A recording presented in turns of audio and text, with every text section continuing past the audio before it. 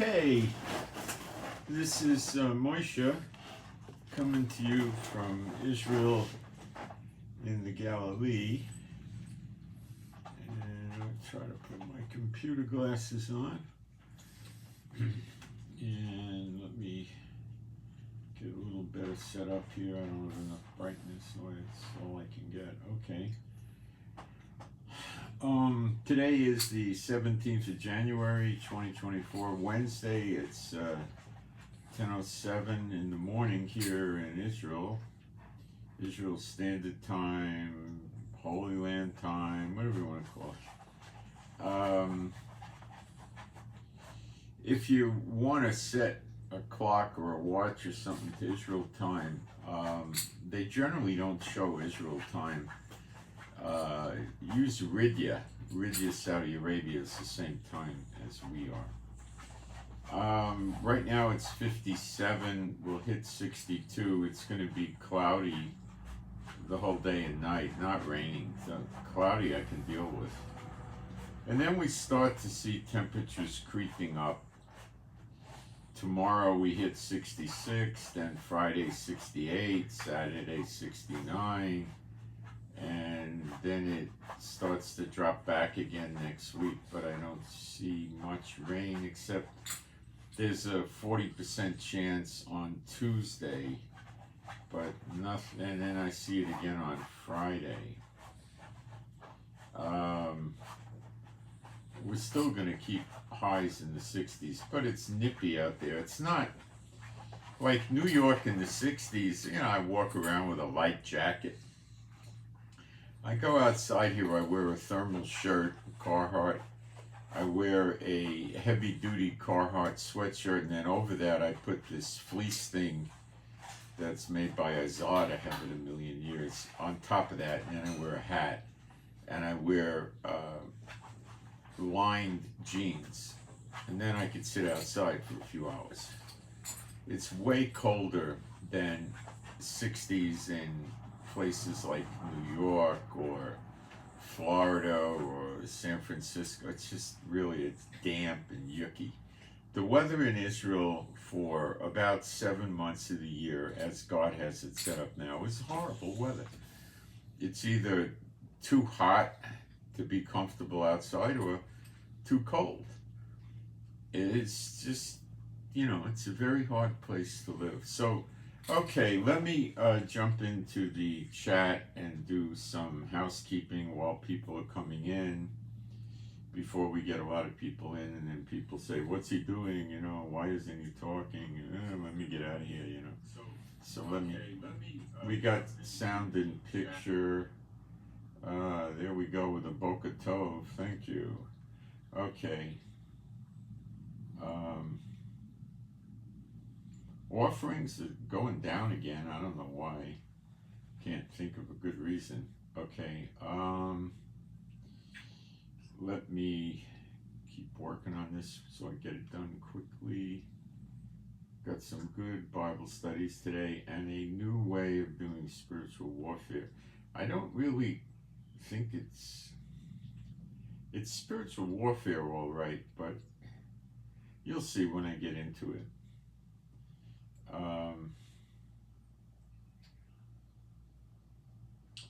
Okay.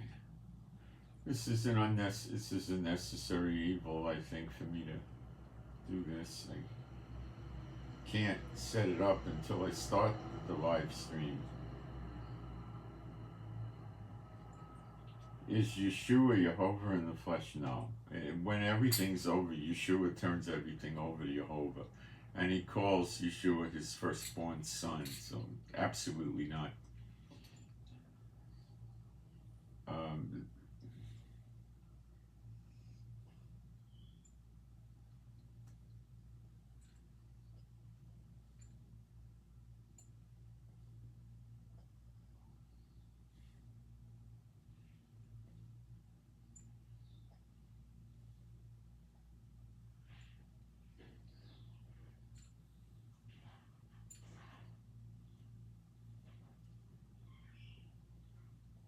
Almost done.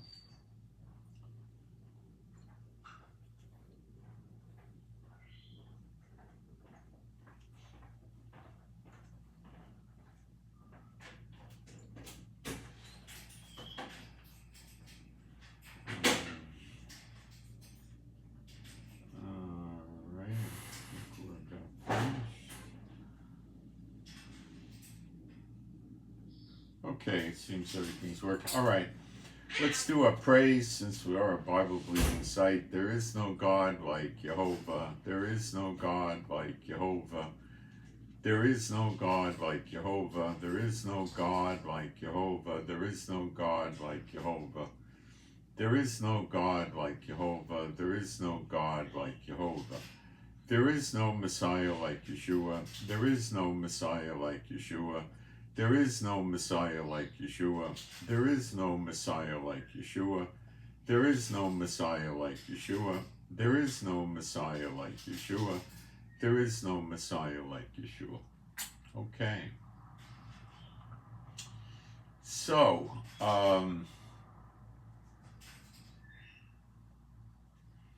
remember, since we realized that Gog and Magog is Zechariah 12, which is the whole book of Joel, which is Ezekiel chapters 8 to 11, which is Isaiah 13 into 14. It's the same battle, the great day of the Lord, and it is not the tribulation. The church likes to think, otherwise, because they don't follow the scriptures, but the nations that attack Israel in Gog and Magog are different than kind of what you see. Well, not really, but I mean they're named differently anyway. Psalm 83 is not a good match for either of these because the countries are wrong. So it's also not a prophecy. It's a guy that was a prophet, a seer. It's a prayer, and they converted it into a prophecy, and they sell books about it. And, come on, it's the church all over again, making merchandise out of the people. That's all they do. It's all about money, As long as all the nations in the world are run by satanic leaders, you're not going to see these people ever, give up on what they believe. When that happens, it's probably too late for them, and they'll be gone. They'll be cut off. Or they'll turn into servants and slaves. Yeah, they're cursing Israel. Believe me, they are. Okay, and we've covered that. Okay, so let me go through some things. First of all, the European Union, or the European nations, whatever you want to call them, not just NATO, others I expect, have been working this snare against their own countries' insider jobs by bringing in all these immigrants for various reasons going back quite a number of years, and they're giving them housing and economic support and all this stuff, and that people are terrorizing the street. I put a video up on my Telegram today of a city in Portugal where women won't walk the street anymore. It's a big area, a big shopping hub, and the guy did a video, and you don't see any women. They're afraid to go out. Many European countries have done this, and they've since stopped. Most of them. Some still keep it up, some stopped. It's kind of divided because they have gotten a lot of political pressure against it, and it's an economic strain, and they're running around committing crimes in the streets and terrorizing people and this and that. But the chances are they have enough in there also. Remember Ezekiel 30, Jeremiah 30, verse 11. God's going to destroy all the nations he dispersed the Israelites into. And since we're talking about Europe, every single European nation, every single one has had Israelites dispersed into them, and they've suffered pretty bad. And this goes back over many centuries, of course. So they're doomed, okay? Or the scripture's not going to come true, which is impossible. And since it's in Jeremiah 30, which speaks of the birth pangs and the birth of the nation in a day, you can expect it to happen real soon. So the snare has already been placed on them as an insider job from the leaders, and now it's just waiting, okay? Now, Iran attacked Pakistan yesterday with some ballistic missiles. apparently they've been able to get the range of the missiles greater than they have in many, many years, most nations. The missiles breaking the firmament and going up there where the water is, you got to read Genesis 1. Of course, it's not happening. But they're able to get them to travel distances, cruise missiles. They still exaggerate, of course, but they can go much further. So these missiles hit an area in Pakistan that is the home to what would you call them, a rebel militia group type people, right? Not the official Pakistani government. And these are Sunnis. Pakistan is 85 to 90% Sunni. Iran is Shiite. And these groups don't get along too good, usually. Sometimes they might, but generally they're not getting along. So these Sunni groups in Iran were doing attacks against the Iranian government. So Iran decided to shoot missiles into Pakistan, into this area where these militia groups are. So Pakistan did protests and all this stuff and said, well, we reserve the right for revenge at a time of our choosing and this and that, you know. Pakistan's not going to do much of anything about this. They possibly will do a token attack on something pertaining to Iran, but it'll be extremely limited in scope, and Iran's not going to care about it very much, I don't think, but it could go the wrong way. Now, the important facts you need to understand is Iran is an ally of China and vice versa, and they have a mutual defense treaty, as Iran does with Russia. So, Pakistan is also an ally of Iran. Pakistan and China don't like India. There's a lot of problems with border skirmishes up in the Himalayan mountains where there's been shooting and artillery, and China moved in on land that was under India jurisdiction and set up military bases there, and then India puts bases near there on their newly revised border and so forth. Modi didn't see fit to throw his country into war over some land that was 14,000 feet high in the mountains, and you know, but they don't get along well, okay? And Pakistan is on the side of China, so Pakistan and India have some sort of a truce, but it's these days it's sketchy.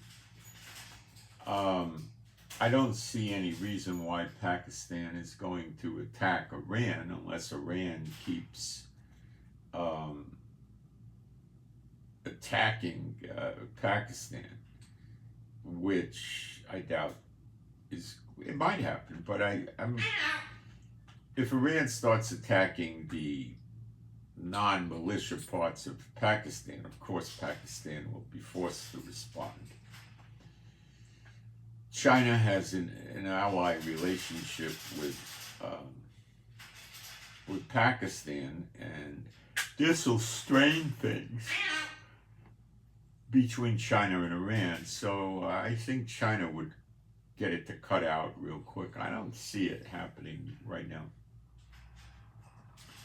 Iran also shot missiles into Iraq and Syria, and Iraq goes through the motions. They violated our space, and they called their ambassador out of Iran, and you know, blah blah blah. Iran and Iraq are very close, and I don't think there's anything serious going on here. I think it's just tokenism to show the world that Iraq is not happy with what Iran did. Syria is totally subservient to Iran, and Iraq is perhaps not all the way subservient, but probably 75%. It's pretty much submissive to Iran. So I don't put a lot of stock in Iraq going at Iran, you know. Or trying to imagine Iraq and Pakistan going after Iran is rather far-fetched. I don't see it. But it does show us that Iran is flexing its muscles and operating pretty aggressively these days. They are harassing ships in the Indian Ocean, not every day, but every now and then, to harass India. But bear in mind that Iran doesn't really have an axe to grind with India. It has an axe, it's an ally of China, and China has an axe to grind with India. So India doesn't like that, and they sent a total of 12 warships will be in the Red Sea area and possibly the Sea of Oman, but I think the Red Sea to suppress the Houthi attacks. At least one of these ships was loaded with India military commandos, so they may intend to do some sort of a ground incursion, although they're going to need a heck of a lot more than one ship full of commandos. They probably need, 10 ships full of commandos. And the other ships may have commandos on them to some extent. I don't know. We don't have all that information yet. I don't think two ships showed up in the Middle East, the Red Sea area from India, and I have not seen or heard the other 10 are there, but they're supposedly coming. But it could take India a week or 10 days to get the ships ready, put the crews together, get them acquainted with each other in the ship, load the ships with weapons and food and all of that, and get everything going, and that can take some time. So they may not be here that fast.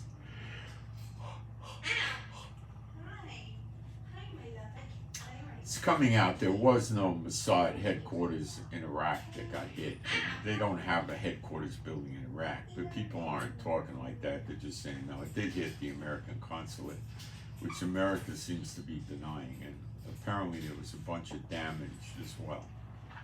So America is got to do things to make their own military believe that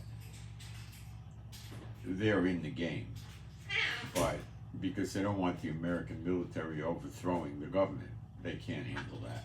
If a bunch of generals decide to get together, or colonels, and they're going to bring all the troops back to America and straighten out Washington, D.C., then the plans of Biden to work with the beast and burn the whore and eat our flesh and all of that stuff isn't going to happen. So Biden has to do a certain amount of things, as evidenced by these non-effective attacks on the Houthis' land operations. It's not doing any good. What did they stop? Nothing. These ships are being attacked on a regular basis. So the goal of the Houthis is to stop the shipping in the Red Sea. They don't have to sink ships. They don't have to blow warships up to accomplish this. Will they cut the internet cables, which I believe contains the SWIFT international wire transfer banking cables as well? I can't find any evidence that SWIFT has their own cable network. They're more than likely using this. They can do it. It's within their capability. Child's play. Will they do it now? I don't know. Will they ever do it? Probably. When is probably going to be up to Iran, not Houthis. So we'll see what happens with that. That'll be rather catastrophic to the whole world. But things are supposed to be catastrophic to the whole world in these days. So what's new? Nothing. It's what we expect to have happen. Okay.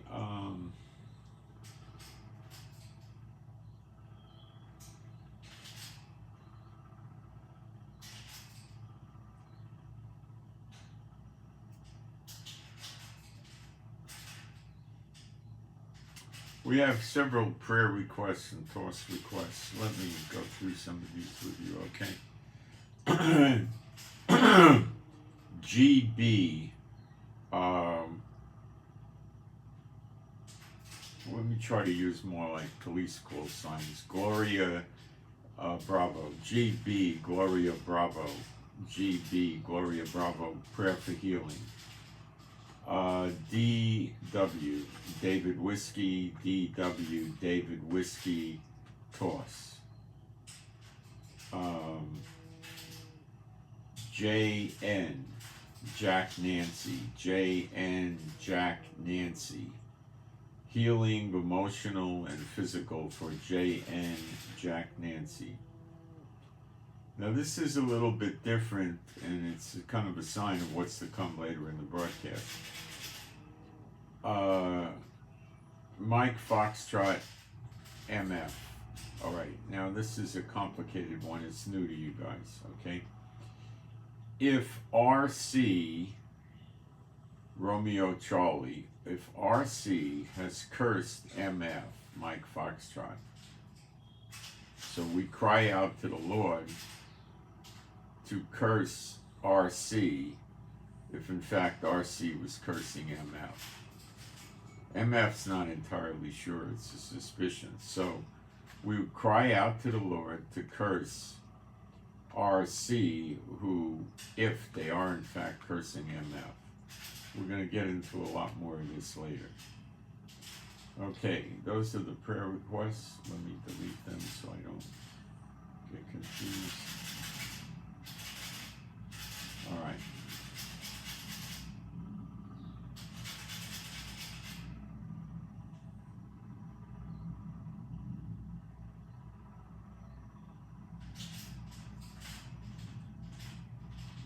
The European Union has decided to get involved with what the Houthis are doing in Yemen, to go against them, of course.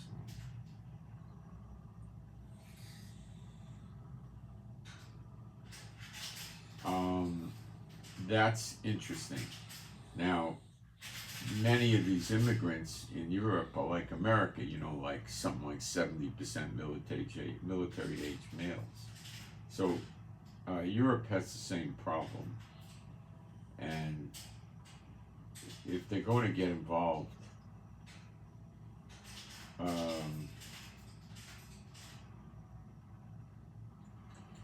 with fighting the Houthis, then the sleepers, you know, activating them would come on the front burner. So if the European Union gets involved, you know, they can come up collectively easily with, you know, 40 or 50,000 troops, and America could come up with a matching number, and the UK could kick in, and they could raise 100,000 troops, which, with their good air power and Navy ships launching missiles, might be enough to. They also have a lot of attack helicopters and tanks and stuff. It might be enough to give the Houthis a real tap dance on their heads with a ground invasion.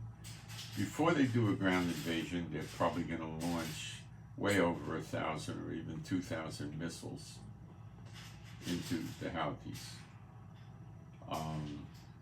Then they'll come in by ground and blow up the underground bunkers, blow up the tunnel network, and attack all their, you know, missile launchers, warehouses, manufacturing facilities, and so forth. It wouldn't take that long, 4 to 6 weeks probably. See, Israel is over 100 days in Hamas, but we're hog-tied by Biden.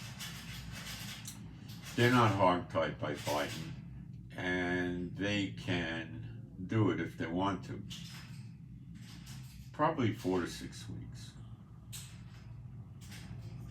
They could launch, you know, 1,500 or 1,200 missiles at the Houthis, probably in 3 days, you know, and bombs and all that. It would, you know. And then they, before they did a ground invasion, they'd probably wait and see what the Houthis are capable of after that. From our experiences in Hamas, you could stop them for a day or a day and a half from shooting missiles, and then they're back at it again. Now, the Houthis are with the Yemen army, and together they're 4 times more numerous than Gaza. And they have a nation of 40 million people, I believe. And they got a big piece of geography compared to Gaza, so that's another mitigating factor. I think to do the job right, they would probably have to get up to 200,000 or 300,000.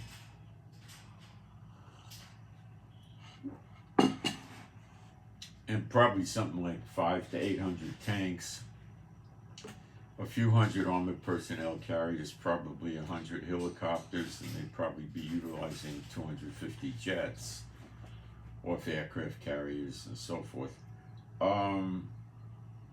Now, with the European Union and the UK, they do pretty good. Now, India may join in then, I don't know.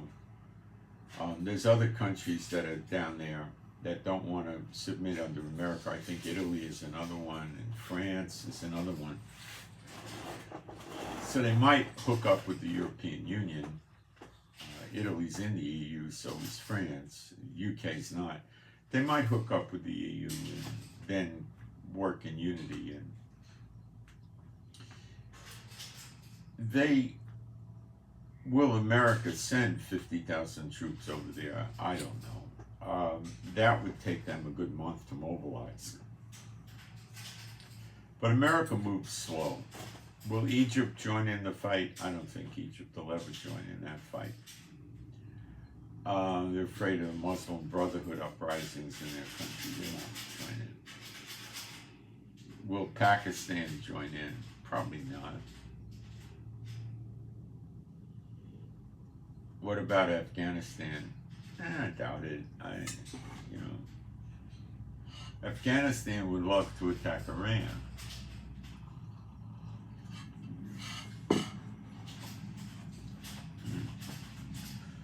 I think they would be defeated. See, why did Biden pull out of Afghanistan and leave that massive amount of military equipment behind? He easily could have taken it out. He wasn't under such severe distress that they had to retreat that fast. He did it for a reason. He wanted them to have it. I don't know what. Obviously, the ultimate desire would be to use it against Israel, but I don't know what the deal is with that. I don't know. Right now, they're not active, so we do see Iran, as I said, is active in the Gog and Magog Zechariah 12 war. It's called Persia, and they're actively fighting against Israel. So thinking that Iran's going to be obliterated does not meet the chronology of Scripture, so I wouldn't assume that at all. I would assume the opposite. Can they get damaged? Yes. Would China and Russia want America to attack Iran as part of the snare to weaken America and get them embedded in Middle Eastern fights? Probably this will happen. America to fight Iran effectively by itself and to fight the Houthis by themselves would probably take 1 million soldiers, which would be practically everything America has. And they're not going to do that. Iraq will probably join in against America, so they'd be getting hammered on both sides of the Persian Gulf. What Iran's probably going to do is attack many American military bases in the region to expand the conflict. And that'll work the snare because America will then have to bring more military resources and troops into the Middle East. But that doesn't mean they're ever going to do anything. The idea is not to destroy China, North Korea, Iran, and Russia. The Houthis, Lebanon, Gaza, that's throwaway assets. They don't care one way or the other. They'd rather preserve them, but it's not very important. We have no plan for what happens when the war is over, which is extremely suspicious. Netanyahu is still fighting adamantly against the people trying to get legal guns from the government. He tried taking guns back from some of the kibbutzes in the south, and they told him, the government, to go fly a kite. They weren't giving the guns up. So this piece of garbage is probably expecting more ground invasions or incursions of terrorists from Lebanon and other places. There's no good reason for the gun control, especially when we're surrounded by enemies. And we're told that practically every house in Lebanon has an AK-47 in it. See, he's a piece of garbage from the get-go. Okay? And he's behind this stuff, okay? Don't kid yourself with that. And so's Biden and many other world leaders, okay? So don't kid yourself. But God is in control, and God's working his snare. They think they're working their snare, but it's really part of God's snare. And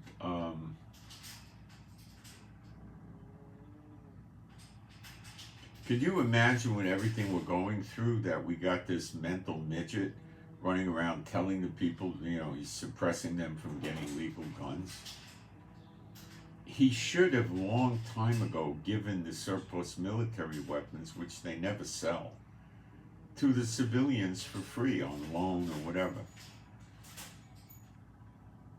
He's rotten to the core, and I use the word he very loosely. Some of you know what I'm talking about.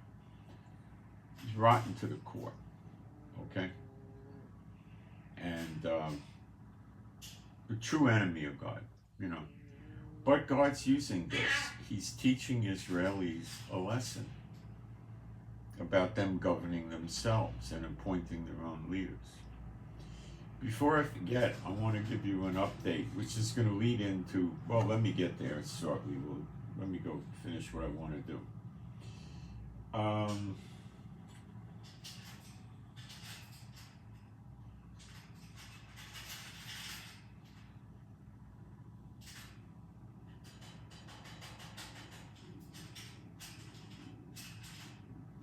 So don't give much stock to Iran shooting missiles into Iraq, because they were hitting some groups they don't like, I think Kurds or something like that.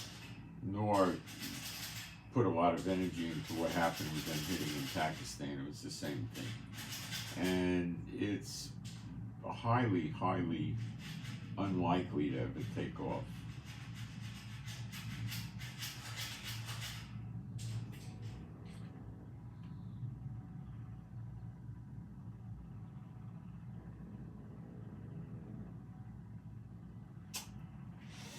All right, we'll get into the how we can work with I will curse those that curse you and bless those that bless you. So the lawsuit my wife had yesterday, we won. We actually got a small cash award from the court. It wasn't much money at all, but it did enable us to get our $2,000 deductible back from the rent-a-car company. This woman came out, was talking on her cell phone, came out at an intersection, probably typing and not looking, and hit our car, hit by my door, and flipped our car over on its side. Okay? She apologized to us at the scene. She didn't want to report the incident to her insurance company because it would raise her rates or drop her. They probably would have dropped her because I seem to understand from other people in the village that she's had accidents before. It's not her first time at the rodeo.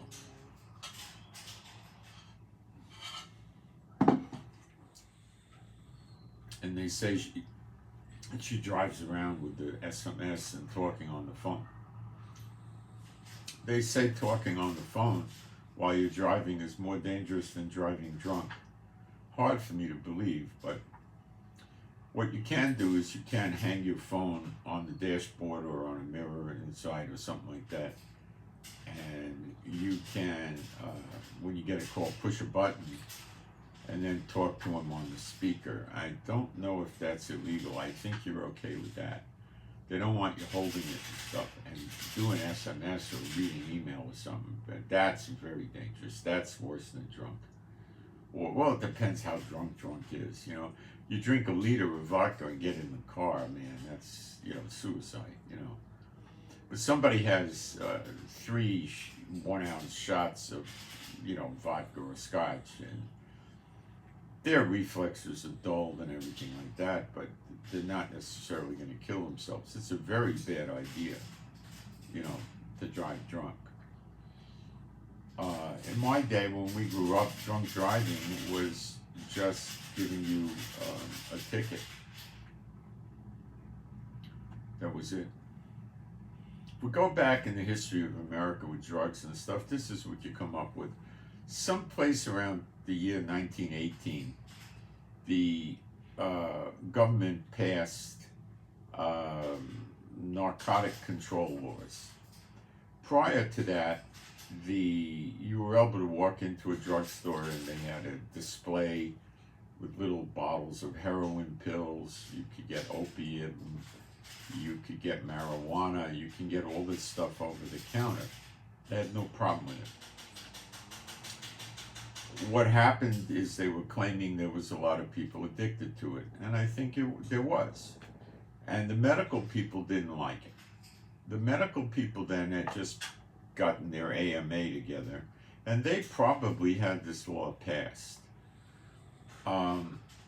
People had pains and aches and stuff like that. Instead of going to the doctor for surgery and treatment, they would take pain pills. They were really inexpensive.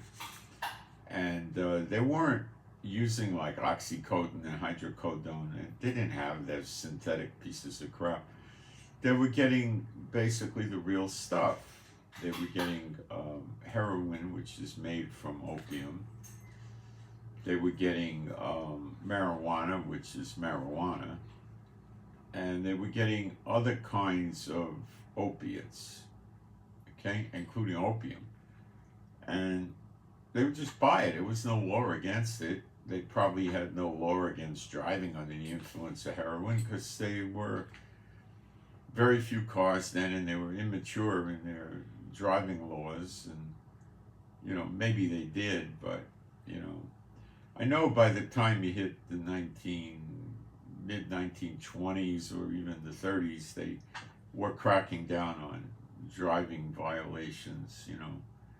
So the AMA influenced they lobbied the government, they had these laws passed. So now you had to go to a doctor to get these drugs. So the doctors, you said, well, I got pain in my back, my hip, my rib, whatever I need, a prescription for heroin or whatever. And you paid the doctor back then, what, $2, $3, and he wrote you a prescription. What did he care? So the doctors were starting to get rich. The richer the doctors got, the more they could support the AMA, and the more powerful the AMA became. So they did this, and they also were preventing the licensure of chiropractors. They called them bone crackers. Now, there were a lot of chiropractors before the AMA got after them, and people would go to them and they would get relief. And they just went after them, so they were no longer licensed. And later on they got licensed, but it wasn't until around very late 1978, 79, or 80 even, when the chiropractors were able to bill insurance. That's how bad it was. And then they could only bill insurance for a limited amount of time, you know, maybe 10 visits a year or 12 or something like that. You know? But they were relatively inexpensive compared to the doctors, so, you know, people didn't do much about it, right? They just went, they paid, you know. Then they also went after herbalists. people that were using herbs. You see, using herbs was real popular in the 1800s and stuff. That's what people had. The AMA knew where they were going. Rockefeller, at some point around that time, had hired a large amount of people to travel around the world and collect information on all the different healthcare systems that existed in the world.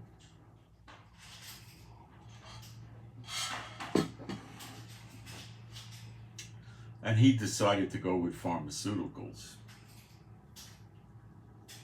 And they were using oil in their capsules, tablets, something like that. But I don't know why he went with them, but that's what he did.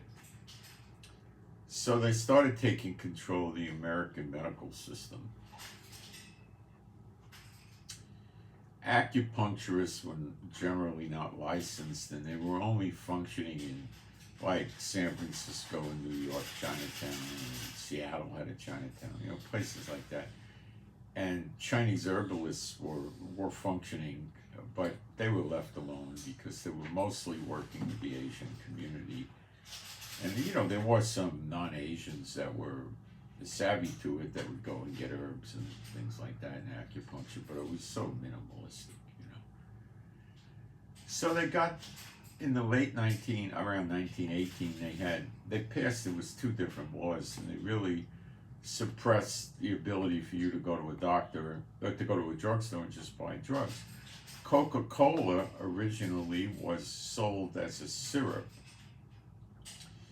and you could go to a grocery, I guess, or a drugstore. Maybe you had to go to a drugstore, and you would buy a bottle of this Coca-Cola that had cocaine in it, and you would take a teaspoon, tablespoon, whatever you needed of the dose. And women used it routinely for menstrual cramps, and people used it for energy, and they used it for various things, okay? And that was gone. And then Coca-Cola,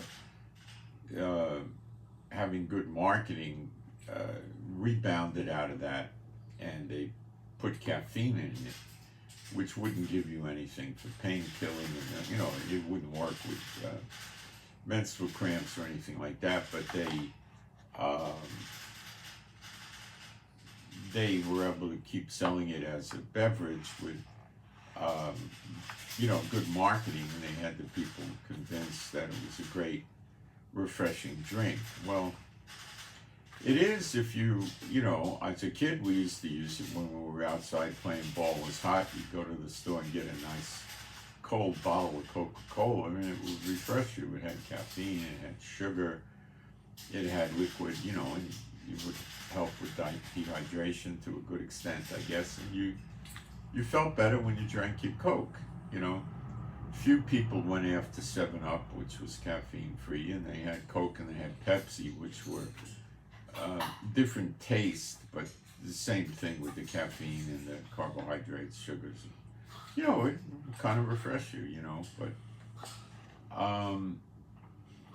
they had that. And so then what did the AMA do?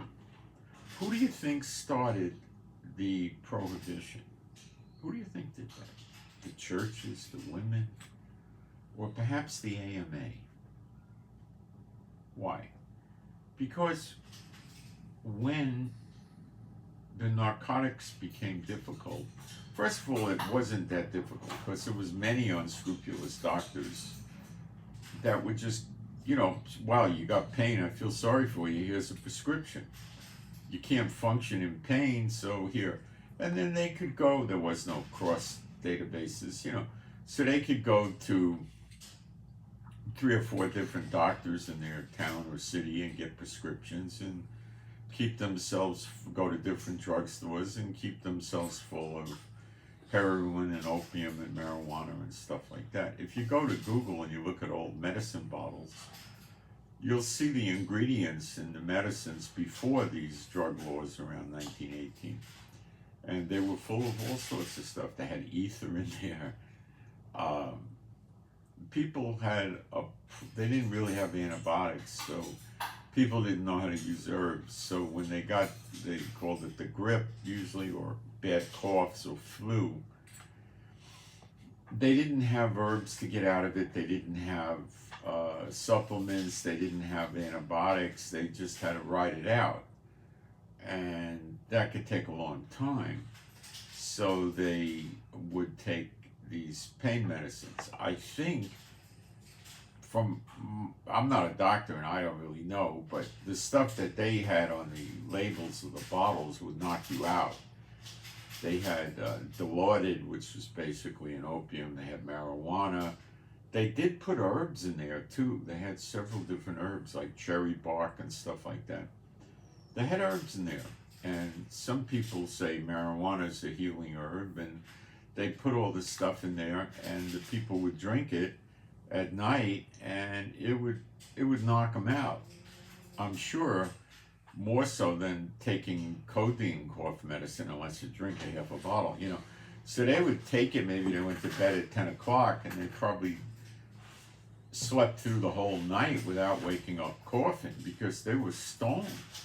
I mean, this stuff was narcotic heavy, right? So central nervous system depressants, you know, they wouldn't cough, so they probably stayed asleep all night. So they woke up in the morning, they probably had a hangover, and they probably would get better quicker. One would think, maybe, I'm not a doctor or any expert or anything like that, but maybe they got better quicker because they had a good night's sleep and rest. And then during the day, I guess they would probably drink coffee or took some stimulant. I don't remember seeing, yeah, they did have amphetamine type things then, but it was never promoted much. People weren't going out there looking for stimulants. Cocaine would be the stimulant. So to come out of the narcotic, they would take cocaine.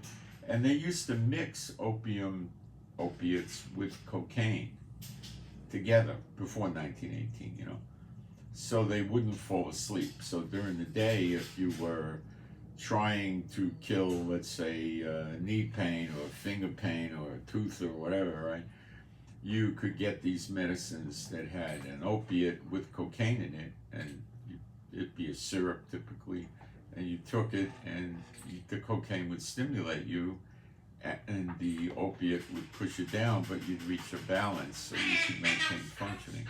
So did people get addicted? Probably they did.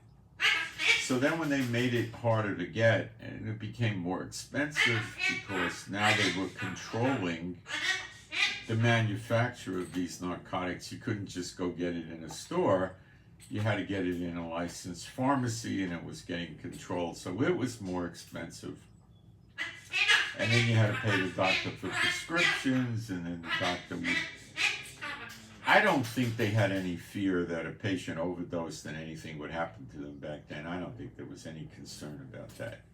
I know even in the 1970s, doctors were handing out diet pills to women like crazy, with sleeping pills so they could sleep at night. So that was even in the 70s. So back then, I don't think doctors had any worries.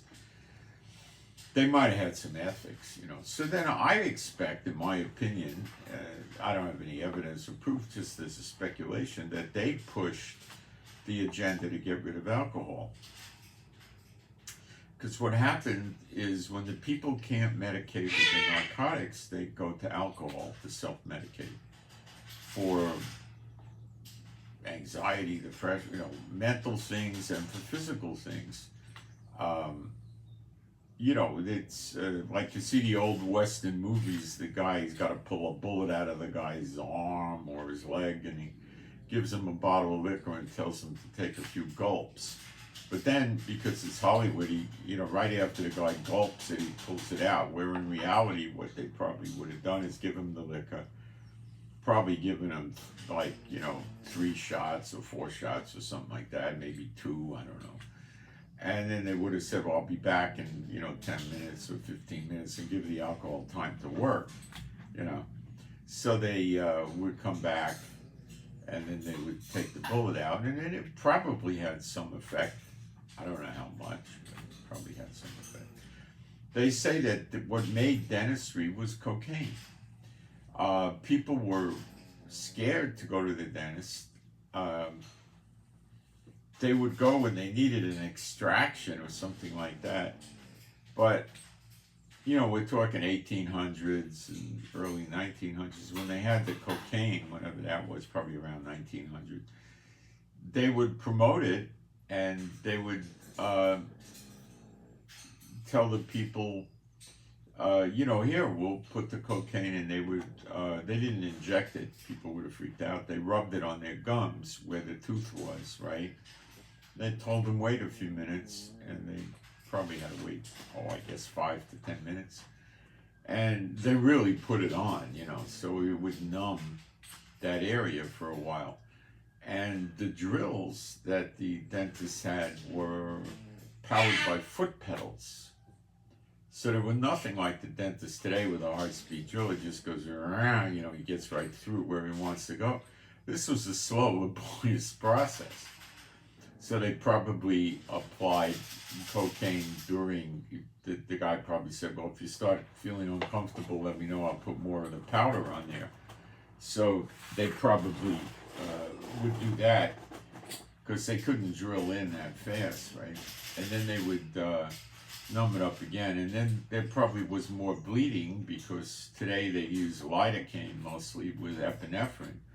Although if you're over 50, they usually don't like epinephrine because it could affect the heart. But the epinephrine reduces the bleeding. And so, but, anyway, that's how dentistry made it, because the people realized, oh, wow, you can go there and you don't get the pain. So that they would drill the cavity out and pull the nerve, whatever they were going to do, I think in archaic ancient dentistry, what they would do is go into the nerve and pull the nerve out, leave whatever the tooth was left. Maybe they had an ability to use a cap or a crown or put something in to cover the hole. I don't know what they did. They often used the gold tooth. Instead of these porcelain things, which they didn't have, they made a tooth out of gold, because gold is very malleable. In other words, it's easy to bend it and move it and shape it. And it was not that expensive back then. They had money made out of gold, And it didn't rust or rot, would last most of their life, and they had a way to glue it in, I guess. And maybe they came loose every 10 years or whatever, and they glued it. I don't know. But I'm not a dentist, I'm not a doctor, I'm not a medical person, So I just read this stuff historically, So that's, and when you go back to George Washington, they said he had wood teeth. So back then, the early days, they were making teeth out of wood. And, even if you go back to before World War II, what the dentists did a lot was extractions of people. Many people in America, I'm talking America, were from other countries, and they never went to dentists, and their teeth were pretty bad shape, and in the other countries, they had poor nutrition and stuff, so they would just pull teeth, and they went to dentures a lot. So all the teeth, or partial dentures, were out, and they made hooks made out of metal, and the denture would hook onto the existing teeth, and it enabled them to chew and eat.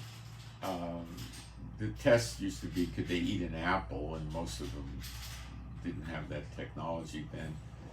So today, what I believe they use now is implants, which I don't know much about. They used to also do gold inlays, which was, instead of using the mercury for a filling, they would drill out the tooth to take out whatever they wanted, and get the nerve out or whatever. And then they would make a mold with some kind of wax type thing and send that to a dental lab, and they would make a inlay made out of gold. But this is when gold was very cheap, right?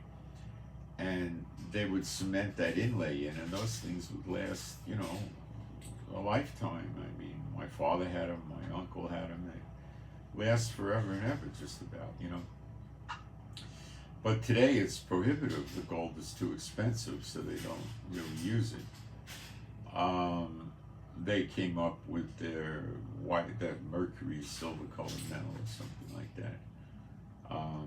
And now they use porcelain fillings, which I think wear out too fast. As far as a dentist, I like them because they wear out and people got to keep coming back, where the amalgam fillings would go for decades, so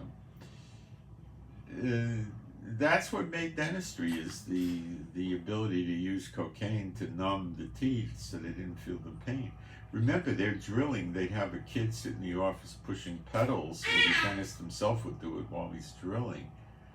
And those drills were slow and tedious and hurtful. So people didn't like going to the dentist, It was a painful thing. And but a lot of it was people got into chronic pain, so they go to the drugstore and they would take the opiate pills. And I imagine eventually the nerve would die in the tooth. Maybe it got infected and they had an abscess, and then they had to go get it treated by a doctor who probably lanced it and cleaned it out. I don't know what they did, but so when people couldn't get narcotics, what do they do today? They self-medicate with alcohol, okay? And it will kill pain. And so the AMA, in my opinion, may have been thinking, well, if we could suppress alcohol, then the people are really going to have to go to the doctor. There's going to be no escape, so they might have, as a speculation, used groups to use religiosity, churchianity, and other things to ban alcohol, and they banned alcohol. And they didn't realize what happened then is the organized criminals were making literal fortunes on it. Then the politicians got scared, because if these criminals started accumulating many millions of dollars, they were already corrupting the government, basically in the cities and communities, the mayors, the police chiefs, there's a lot of corruption. And they were corrupting them and operating, and they were also doing, gambling and prostitution and money lending and all kinds of things. They were, all kinds of criminality, hijacking and stuff like that. So they tended to like the softer crimes where you got to go to them. In other words, they didn't run up on you in the street and hit you over the head and rob you. They didn't go kick your door in and rob your house. They didn't go carjack your car. You went to them. Hey, I want some alcohol.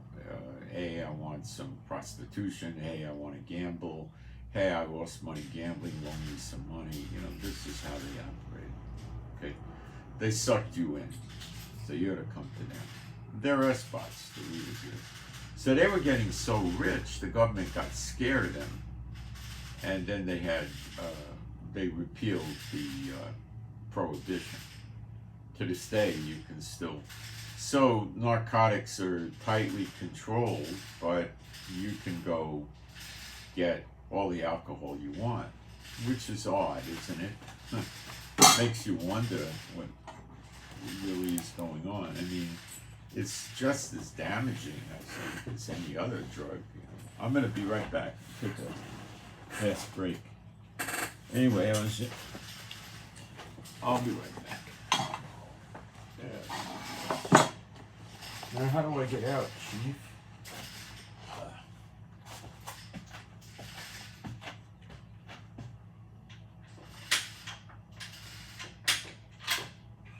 Chiefy, that's all you do is hang around all day.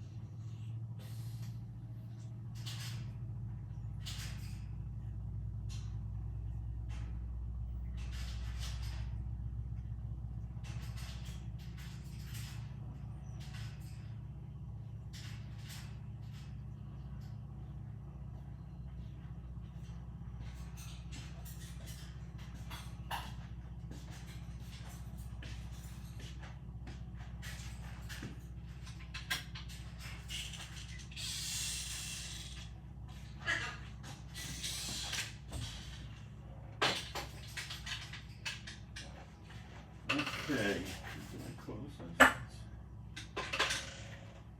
Well, Chief, how do I get in? Not easily, because you're blocking my path, but you don't know any better.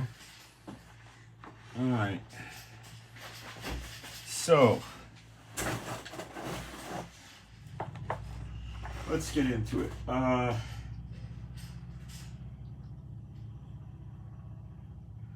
You find that when we study Year of Recompenses, which we're in, starting on or around August 1st, 2023, what does it tell us in there? God is paying back his enemies, the enemies of Israel, going back many centuries.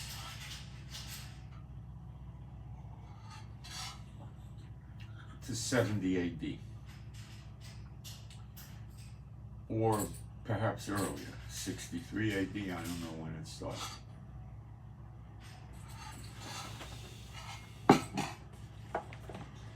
In Hosea 6, 1 and 2, we get a scripture that's ignored by the churches that explains God's punishment on Israel and how long it lasts.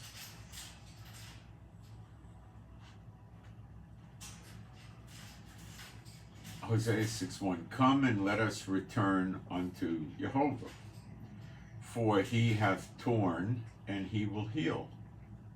Torn, the word for torn is trough.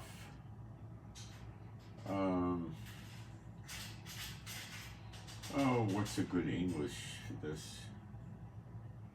To pluck or pull to pieces, tear apart, we might say. And he will heal us. Again, it's speaking of Israel.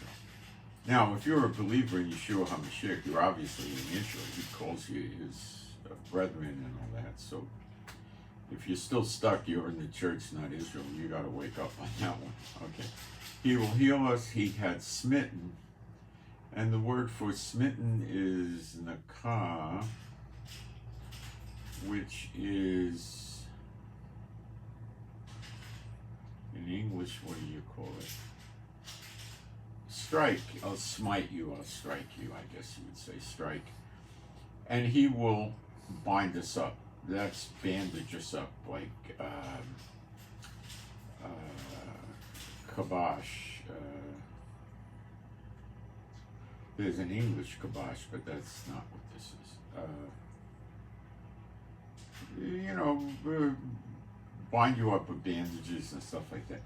After 2 days, now remember, it's not a 48-hour punishment.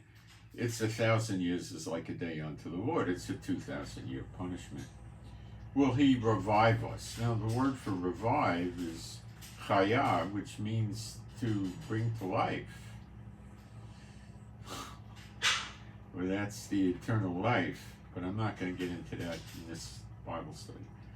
In the third day, he will raise us up. Now, when the 2,000 years is over, you're in the third day. Unless you want to have a gap where there's a second day, and then you got to wait more days till the third day, which is highly illogical. You can't have that. So when the 2 days is over, the 2,000 years is over, you're in the third day. He will raise us up. Now, let's look at that word raise us up. It's kum. It doesn't mean rapture. It's to rise, stand, become powerful. How about that, huh? Establish, be confirmed. Let's see how Strong's uses the word over in English. Where is Strong's? Okay, where happened to Strong? There he is.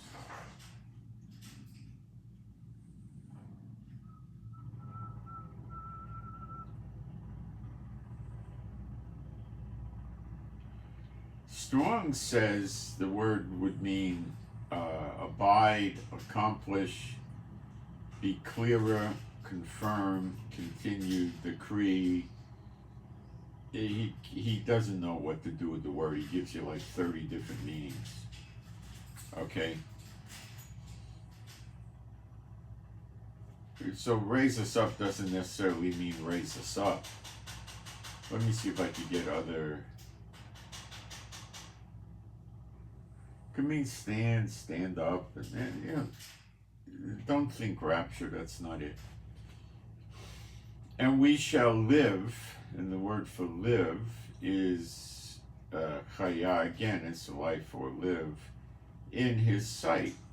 Now, in His sight means face. The word for that is punim or puna. It means face. So what do they call it? In His sight. Well, if you're in His face, He sees you. So in other words, He shines His face upon you again. It's not the rapture, but the eternal life is in there. And that happens in Zechariah 12:10. He pours His Spirit. Well, this is the appearing of the Son of Man. The believers that see Him, which is in John 6:40, shall have eternal life. And the church will jump right in. Yeah, the millennium or something, or after. Yeah, that's not it. Right then and there. All right.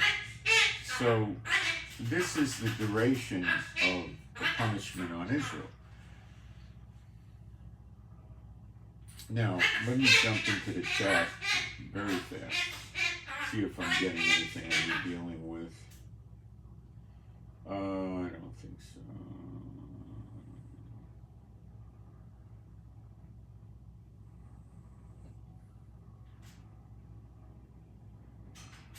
Somebody wrote 33x. No idea what that means.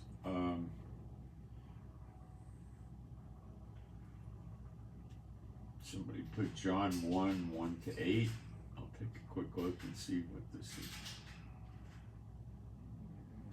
Oh, I think he was responding to, and it says, okay, in the beginning was the Word, and the Word was with God. Okay, so it's not Jesus one only, you know, and the Word was God. Well, Yeshua was God too. God says, let all reproduce after their own kind. So God reproduces after His own kind too, which Yeshua is a God. And the two witnesses are too. The same was the beginning with God. All things were made by Him, and with Him, and was not anything made that was made, and in Him was life, and the life was the light of men, and the light shineth in darkness, and the dark. Okay, I'm moving on. Let me get back to where I was.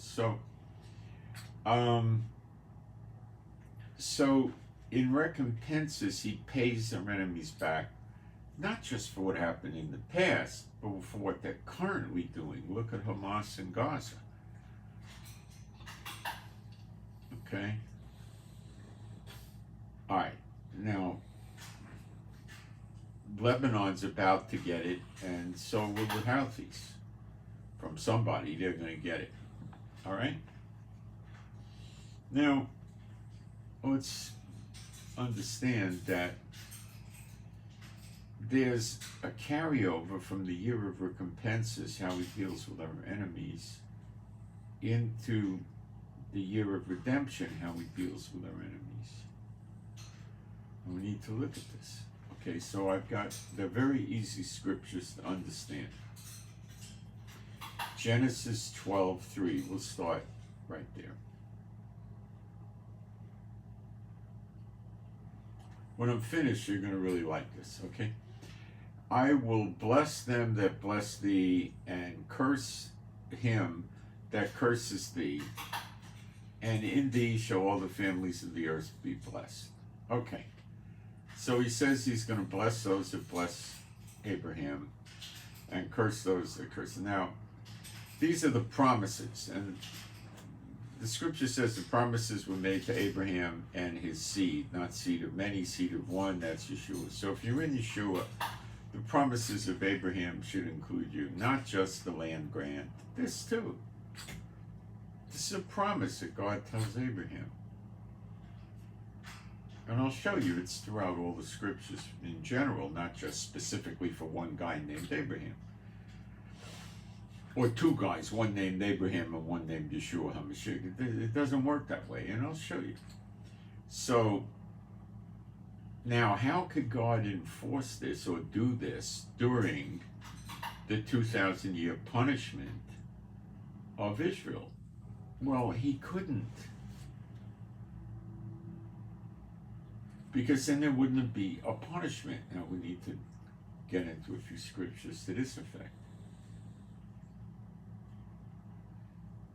Let's go to Matthew 18, 19 to 20. Matthew 18, 19, and 20.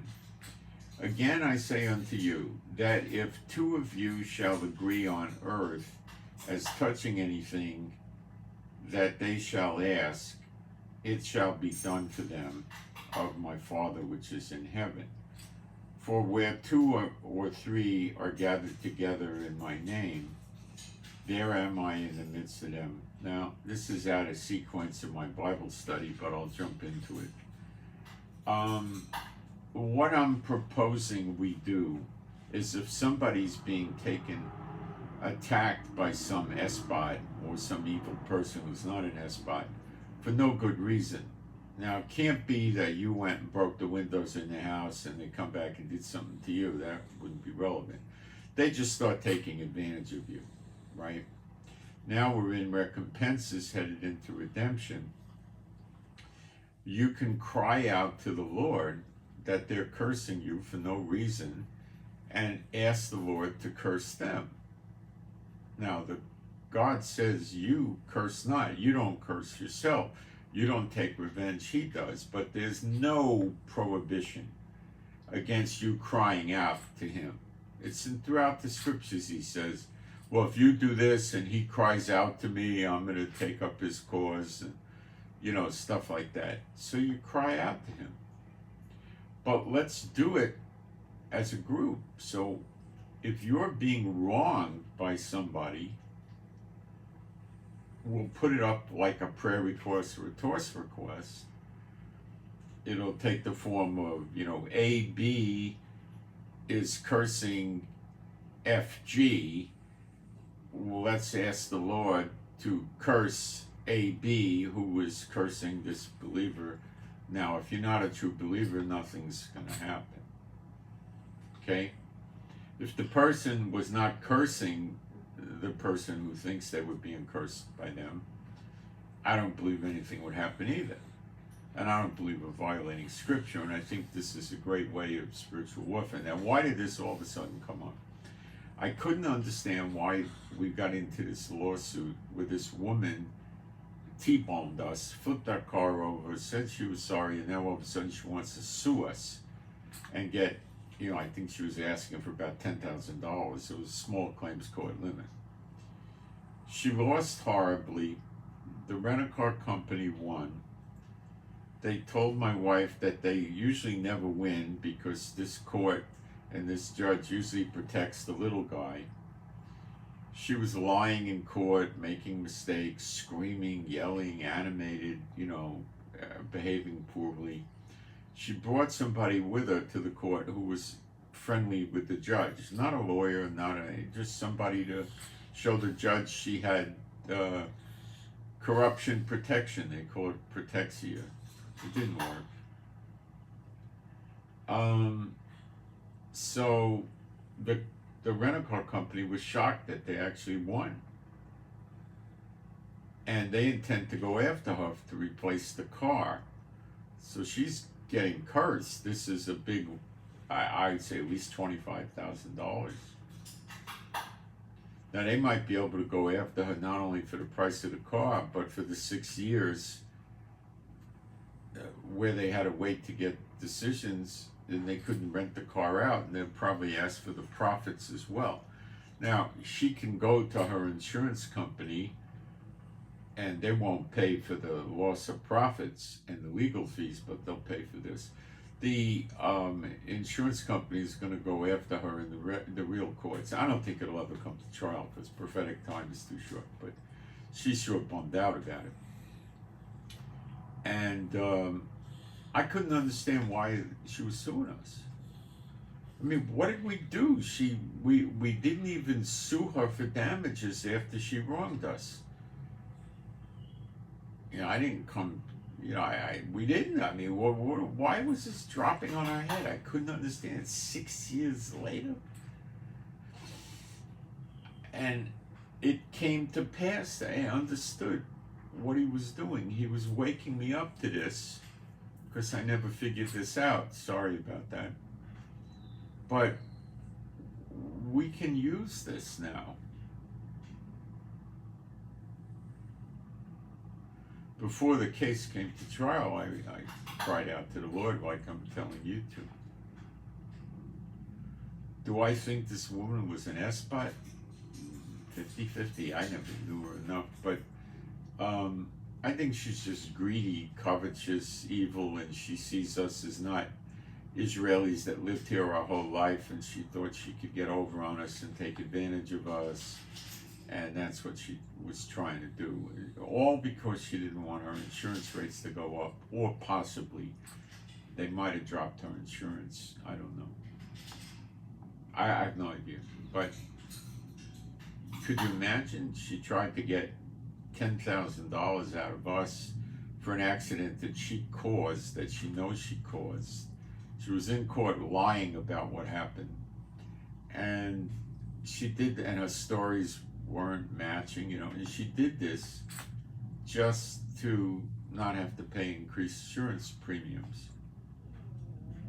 See, they're mean to the new immigrants. That's why people from Ukraine came here during the war and left.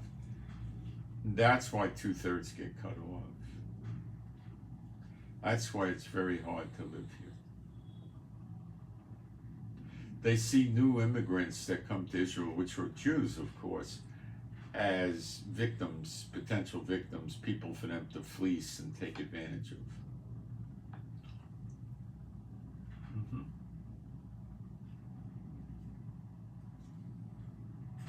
God speaks so harshly about people like that that they're going to get cut off. There's no trouble cursing them. This was a wake-up call. For number one, he was blessing me by getting me my $2,000 back from the deductible on the insurance, and the award we got wasn't even $200 US. It was in shekels, of course, but it wasn't even that. So that wasn't highly relevant.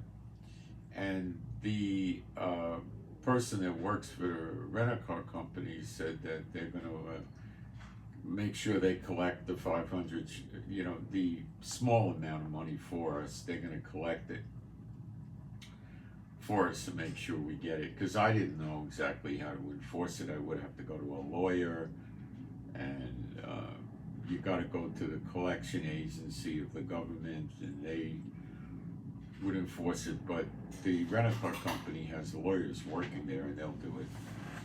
It's not a problem. If she doesn't pay it willfully, what they'll do is they'll file it with the government. They'll take the court judgment and send it in to the government collection agency, and you have to pay some money for them, and they'll send her registered mail, and if that doesn't work, they'll show up at the house, and they'll order her to pay, and she'll have a month or a few weeks to pay. If she doesn't pay, she has to file court papers, and well, she can't. She doesn't have recourse anymore with the courts. She could appeal it to the small claims court, which all that happens is it goes to the same judge, and then he just kicks it back out, and might give her another penalty or something like that. That's all that happens. So if she doesn't do it, then she's going to be in for fees to the government collection agency, which is going to be, they don't have private collection, it's government. When you have a court judgment, you can use the government to do it. You can do it with a, like, also maybe a stop payment check or something like that, but then it gets dicey. Then the person files a claim, and it goes to court. But when you have a court order to pay money, then you don't. They just collect it from you, and they'll serve her, and if she doesn't pay, they'll take it out of her bank account or whatever they got to do to get it. And the fees run up on her, you know. So she'll probably pay, but it's not anything significant. It's not, you know. It's not, you know. By getting my deposit back, I never thought I'd ever get that money back. So that's nice. But there's a teaching lesson here. So let me keep going with this. And we're going to be using this. And I think we're going to be very excited about what it's going to produce. So now we go to Isaiah 63:10. And I'm going to bounce around a little bit here, but you'll get the idea. Don't worry. Isaiah 63:10.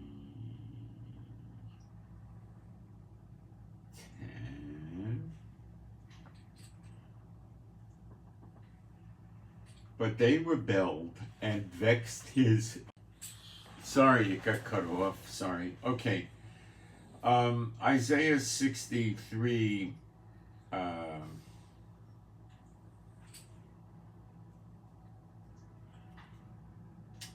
Verse 10. But they rebelled and vexed his Holy Spirit, therefore he was turned to be their enemy, and he fought against them. That's Israel.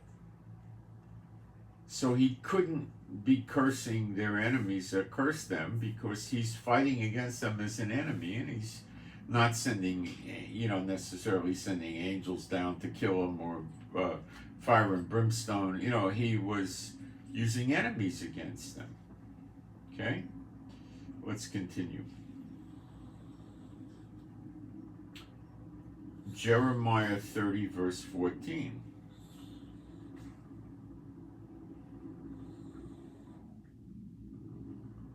Don't worry, when I'm done, you'll see it. All thy lovers have forgotten thee, they seek thee not, for I have wounded thee with the wound of an enemy, and with the chastisement of a cruel one, for the multitude of thy lawlessness, because thy sins were increased. Okay? So while this is going on, he couldn't curse those, or curse us, or bless those that bless us, really. All right? Because if he was blessing those that blessed us, then we would be elevated up. Why do the people, when you read it, like in Isaiah 60 to 66, they come and they give offerings of gold, silver, and all kinds of great stuff to Israel as an offering unto the Lord? Because at that time they know that if they do that, Jehovah will bless them. Got it? Not hard. Like I said, it's not hard. It's just, who would think of this? I didn't. Sorry. Forgive me. Judges 2:14. The Lord really had to rattle my cages to get me there. Judges 2:14. Judges 2:14. And the anger of Jehovah was hot against Israel, and he delivered them into the hands of spoilers. That spoiled them, that's looted them and pillaged them. And he sold them into the hands of their enemies round about, so that they could not any longer stand before their enemies. So again, how could he curse the people cursing them? He was punishing them. But when you hit the year of recompenses, pay back the enemies, that's over. Look at Hamas, it's over. Okay? Now, in redemption, he won't let anything happen to us. In recompenses, I believe they could still do things against us, as evidenced by all the terrorists and the rockets and missiles, but they get punished for it. There's fine lines here. All right? Deuteronomy 28:7.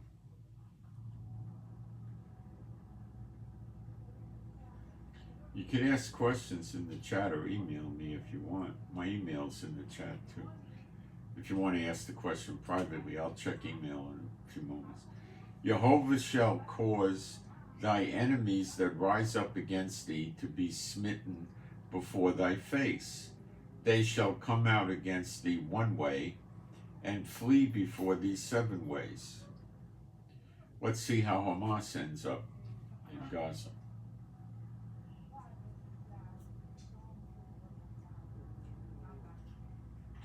Exodus 23:22. Exodus 23:22. But if thou shalt indeed obey this voice, and do all that I speak, then I will be an enemy unto thine enemies, and an adversary unto thine adversaries. Well, that's how it's going to be. It really is that way now. And it's going to be, let's just say, more so when we hit redemption, way more so.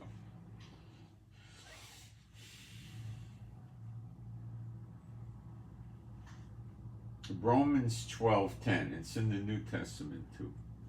Romans 12:10. Be kindly affectioned one to another with brotherly love, in honor, preferring one another. Don't know how that got in there. Why did that get in there? I don't know why I put that one in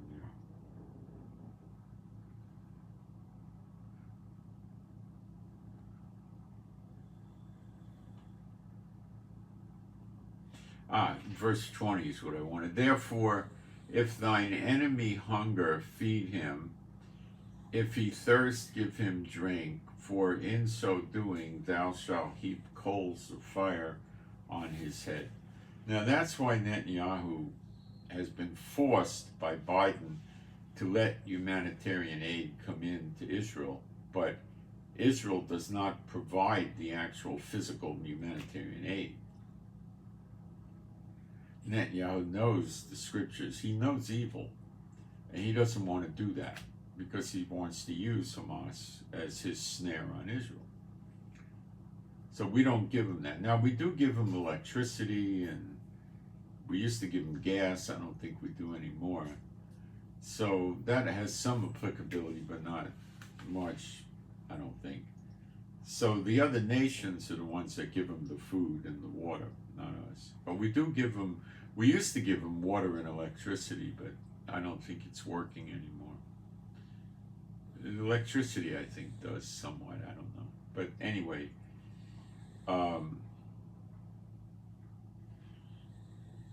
okay, so that's why when you see espots and you try to give them something, they won't take it from you. Because they're your enemy. You don't know they're your enemy. You think they're believers because they're the tares. They look like believers, but they're not. Now, you guys know the difference, but most people wouldn't. And they, if you try to give them something like, hey, let me pay for the lunch, you'll see a lot of them refuse to take anything from you because they're trained to know this scripture. See, they know they're your enemy. They know they're cursing you and setting you up and making stumbling blocks for you and all that. But you don't know it. Well, you guys would, but most of the churchianity types don't know that. They don't understand it. So that's the heaping coals of fire on their head. They don't want that. So they won't take anything from you. Those of you that really understand spiritual warfare know what I'm talking about, but most wouldn't. Even though they know some spiritual warfare.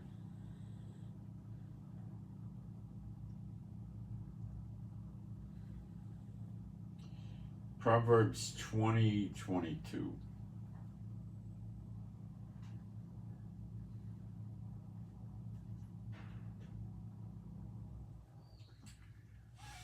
Say not thou, I will recompense evil, but wait on Jehovah, and he shall save thee.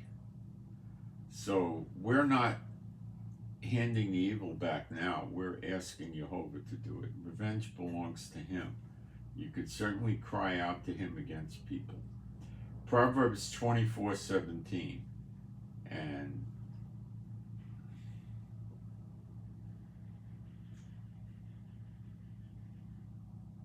I don't think it would have worked well before the year of recompenses, but now I'm quite confident that it'll work. Rejoice not when thine enemy falleth, and let not thy heart be glad when he stumbleth. Lest the Lord see it, and it displease him, and he turn away his wrath from him. Okay, so I'm not really rejoicing at what happened to this woman. I mean, she was an absurd, evil person, but it was a teaching lesson. That's why I'm touting this. I'm also glad I'm getting my $2,000 back, because that was an ouch. Deuteronomy 20, verse 1.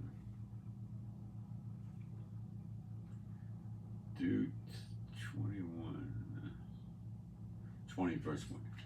When thou goest out to battle against thine enemies, and seest horses and chariots, and a people more than thou, be not afraid of them, for Jehovah Elohim is with thee, which brought thee up out of the land of Egypt. So he's speaking to Israel, which all believers are, even if they're not Israelite born. Don't get scared when you see all this stuff happening, okay? It's hard to be that way in the beginning, but it gets easier as it goes on, believe me. It could still be distressing, but it gets easier.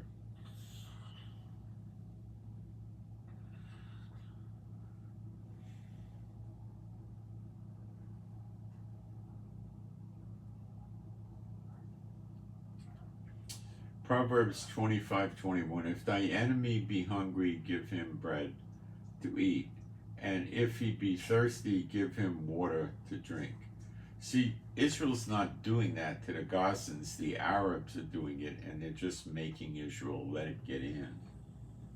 So I'm not so sure this would count to Israel's credit at all, because they're being forced into it, and it's not their material that's being given as humanitarian aid. Leviticus 26:6.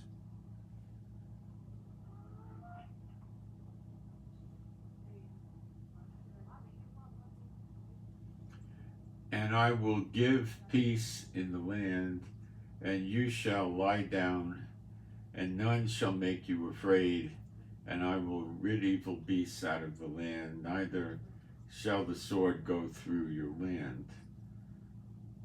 Now, this is just to let you know that what happens like in Isaiah 60 to 66 is a fulfillment of the law. The law is not dead. That was the point of that one. Okay.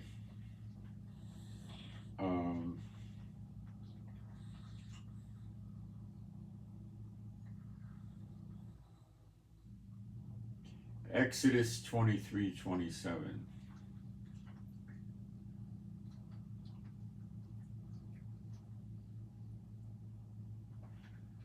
I will send my fear before thee, and will destroy all the people to whom thou shalt come, and I will make all thy enemies turn their backs unto thee.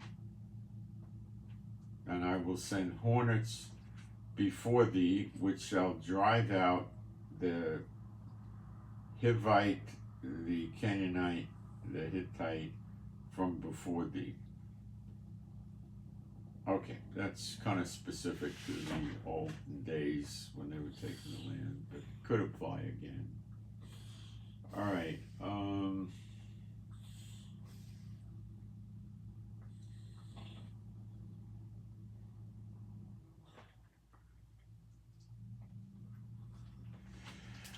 I'll be back in a second. I want to make myself a little soup. It's so cold in here. And that goes very fast. Don't worry.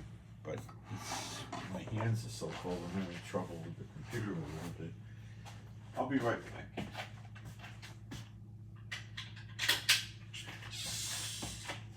Hi, Mommy. How you doing?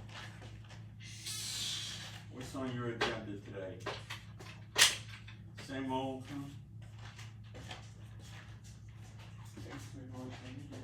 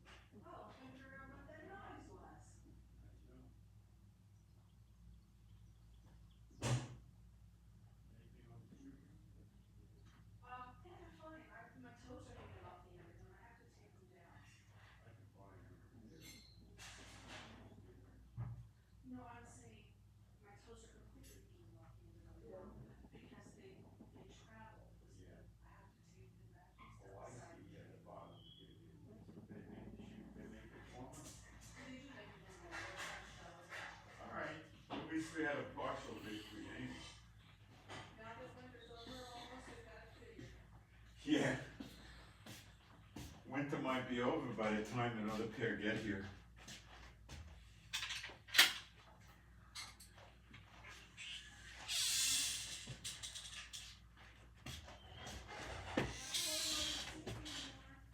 What? Oh, I thought I did. I'm sorry. All right. I think we gotta shut the window here. I got the window cracked because I was mopping the floor earlier and the chemical from the mop thing was smelling. All right. Yeah. So, what are the other scriptures I had? Leviticus 26:6.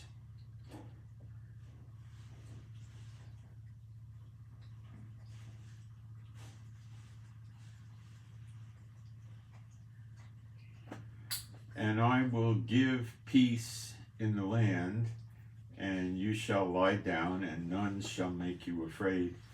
And I will rid evil beasts out of the land, neither shall the sword go through your land. And you shall chase your enemies, and they shall fall before you by the sword. And 5 of you shall chase 100, and 100 of you shall put 10,000 to flight, and your enemies shall fall before you by the sword. This we see in the latter chapters of Isaiah. We see it in Zechariah 12:10. Remember, the 2 witnesses are of Israel. Okay?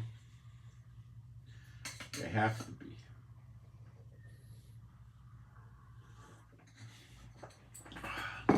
It's too hot to eat. This tastes good. Okay. All we get in Israel is powdered soup. But it's all I got, so I take advantage of it.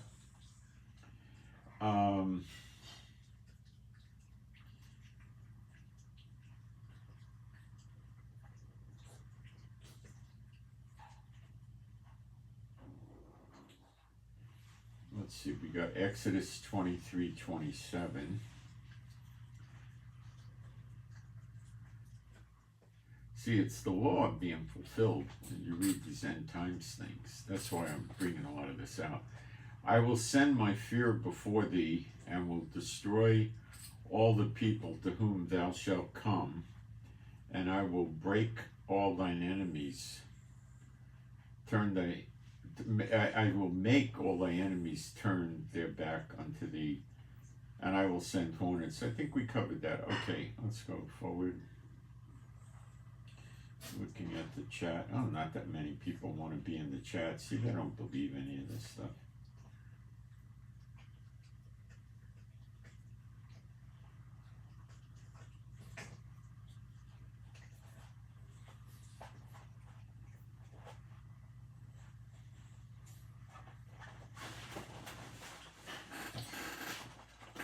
One more time. At the end, Yeshua turns everything back over to his Father.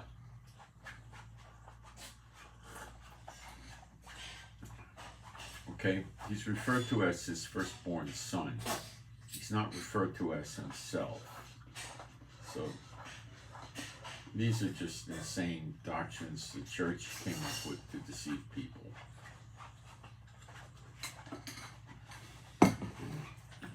All right.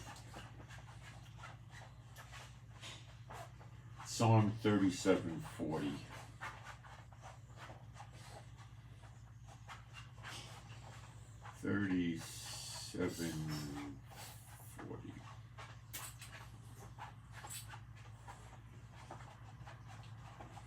And Jehovah shall help them and deliver them. He shall deliver them from the wicked and save them because they trust in him. That doesn't look good for Netanyahu. Okay.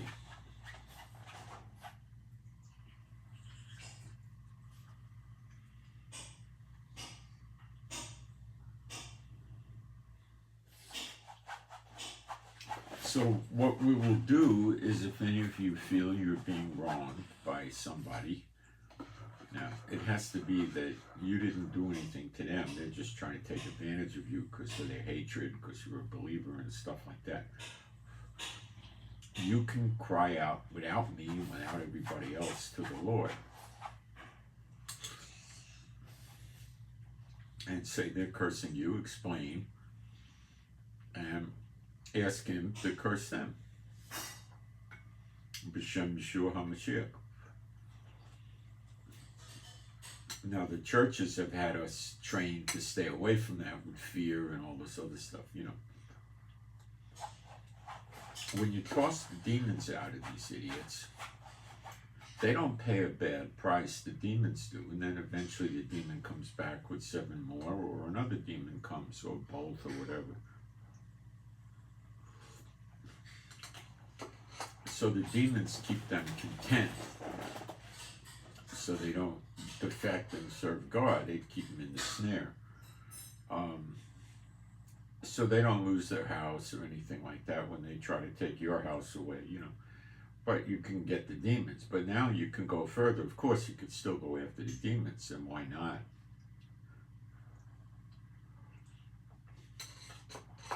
But you can go after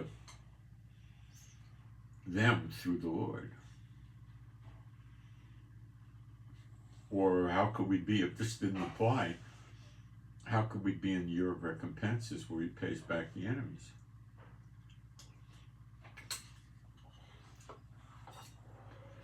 That's what recompenses means, payback. They reap what they sow. What they did to you comes back on them. Couldn't you cry out to the Lord for this even though they did it 20 years ago? I think so. Because he's paying the nations back for what they did centuries ago. You could do that.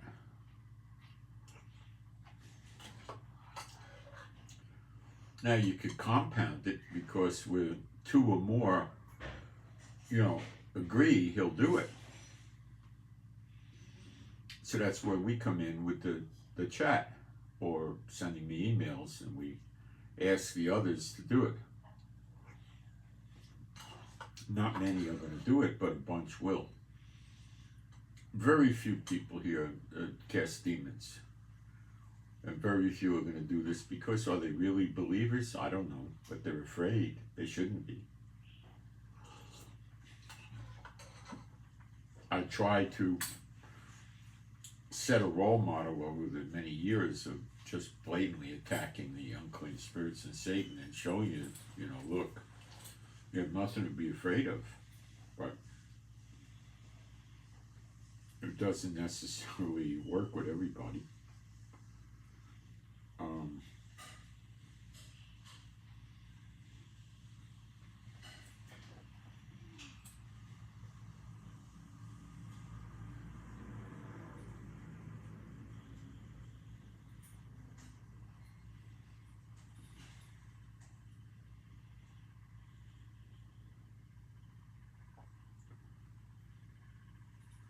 Can you cry out against governments and stuff like that? You can, and it'll work, but you may not see an immediate fulfillment, because God's using these governments for his glory and to accomplish things and stuff like that.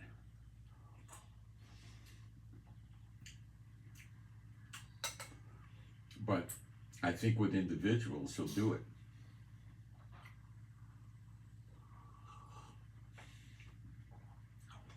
And don't glory in, you know, and celebrate when bad stuff happens to them.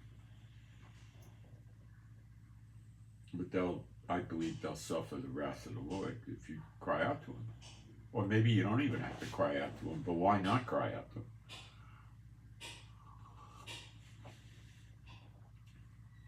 See, he couldn't do this until we hit your recompenses.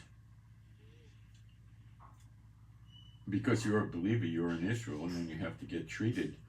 You don't just get treated with the good things of Israel, you got to get participating in the bad stuff too, to a point.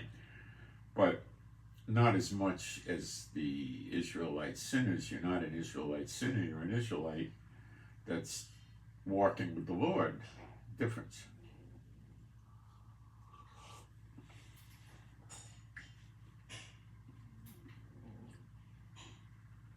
So I believe you could cry out to him for things that happened 30, 40, 50 years ago. And he would pay them back. He would curse them and curse you even back then, because that's what your recompenses is really about.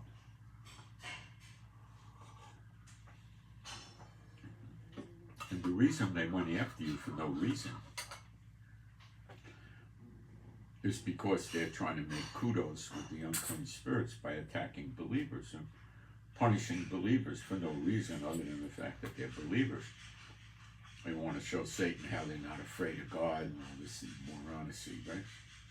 Lunacy. But that doesn't mean they're exempt from being cursed for what they did to you. Now, the same would apply for those that bless you. You could cry out to the Lord and explain this person blessed you and ask him to bless them. Why not?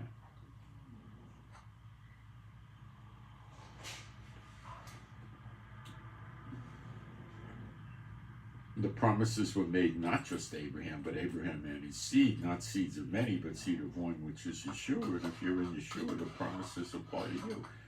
If that wasn't the case, we'd never be getting the land back.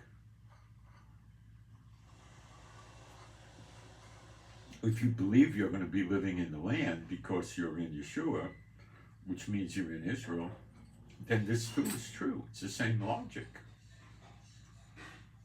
I've never heard anybody bring this out before, but it wouldn't work until you hit the year of recompenses. Do the S-bots and them know this? I don't believe so.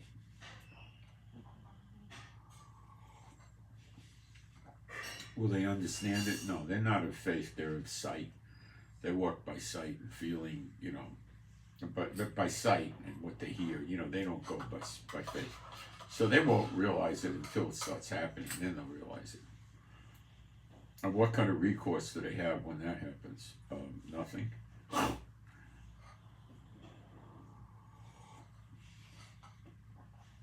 The S-bot should tattoo their knuckles, born to lose. Because that's their future.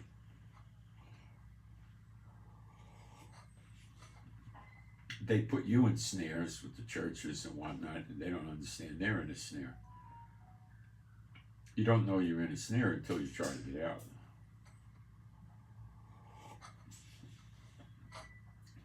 Then it's too late.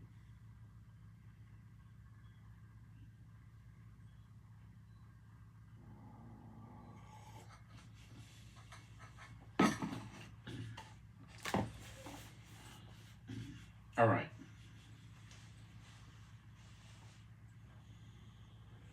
The Lord gave me some new insights in the 10 virgins, and we'll go through that. Matthew 25:1.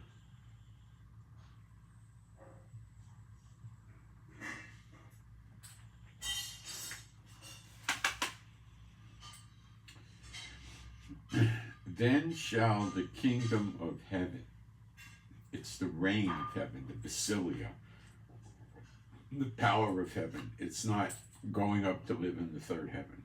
The kingdom of heaven shall be likened unto 10 virgins, which took their lamps and went forth to meet the bridegroom. Now, first thing we got to do is figure out where the lamps is used again. It's the menorah in Zechariah 4.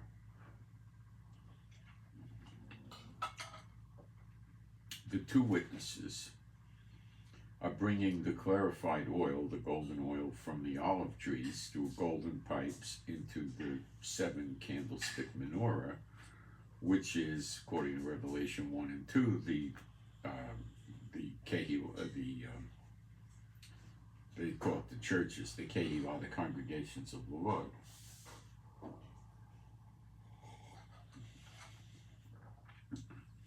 Okay, the ecclesia, the called out from among. That's what the candlesticks represent, right?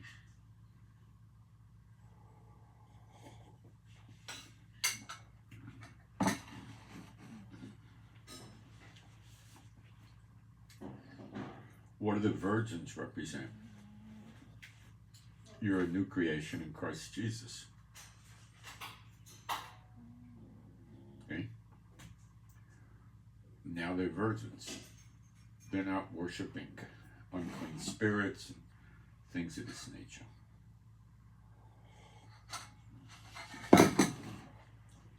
Okay?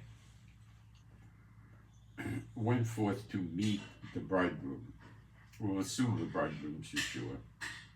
The word for meet in the Greek is 1519 Strong's.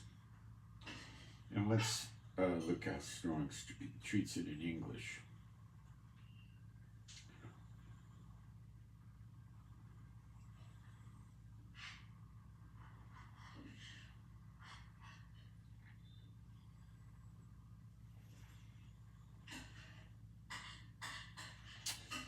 He's got a lot of meanings here. Let me get back and look at this, make sure I did this right. Okay, it says they went forth. Let's look for forth word, what that means.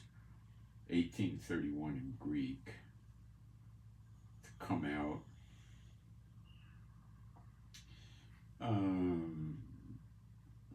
Come forth. Okay, we could say went forth to meet. The meet word is an interesting word. To the extent of, until, against, before. It's an unusual word here that they try to make it mean meat, and it doesn't really mean meat. It says to or into.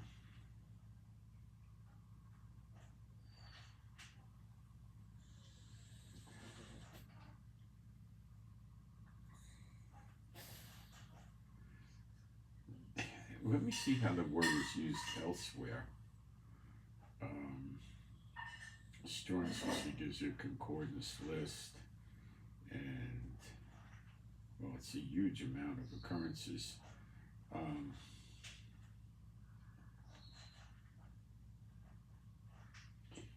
It frequently pops up as the word to, T-O.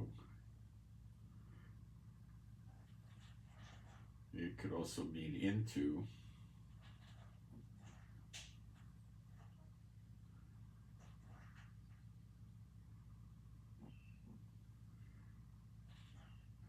Unto, into, to.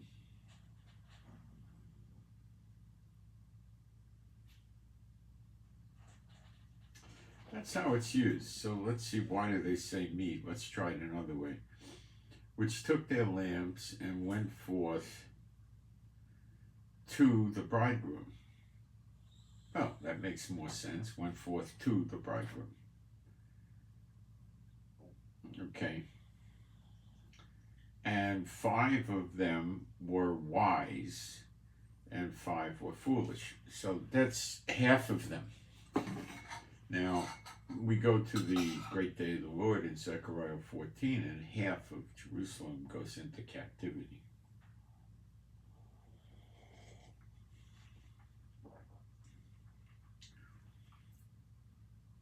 This is Gog and Magog, the great day of the Lord. The foolish were the ones that go into captivity. Half.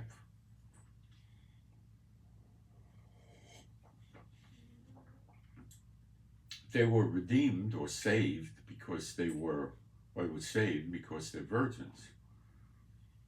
But as you'll see, they weren't watching and they fall away. They were sleeping, not watching.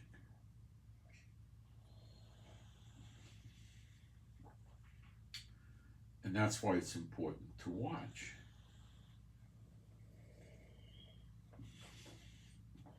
And they were not doing this.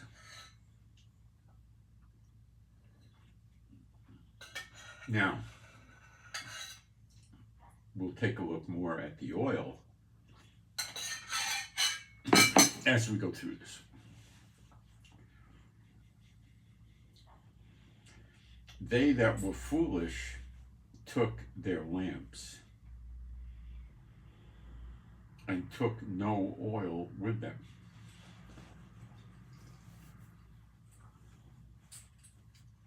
But the word be a lamp unto my feet shows you the way to go. But now we're back to the candlesticks. And the oil going into the candlesticks representing the anointing, the Holy Spirit. And the two witnesses are tied to this, providing it. But the wise took oil in their vessels with their lamps, while the bridegroom tarried, means he was delayed or waiting, they all slumbered and slept. And at midnight there was a cry made, Behold, the bridegroom cometh, go you out to meet him. To meet him, okay. Strong's refers to that word as encounter. This is the appearing of the Son of Man. Okay, there was a cry, Behold, the bridegroom cometh. What does the word cometh mean? Strong's number 2064. To come.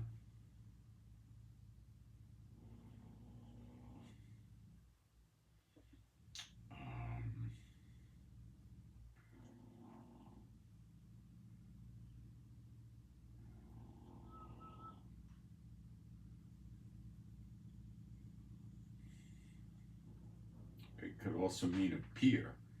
According to Strong's, it could be appear. So when we put it as he's cometh as in the second coming, we don't come up good. Why? Because after Gog and Magog, you have the Jeremiah 31, 31, they shall all know me from the least to the greatest. They have a new body, they have the heart made out of flesh that he writes the law in. They're all serving the Lord then. Now this is before Gog and Magog.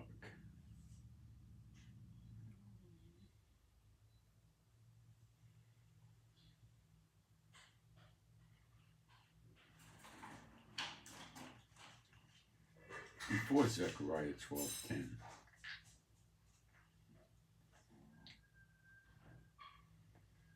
Or actually, it is Zechariah 12:10, I should say.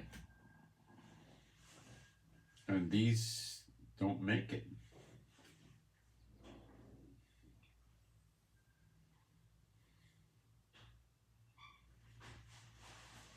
They're virgins, but they don't make it.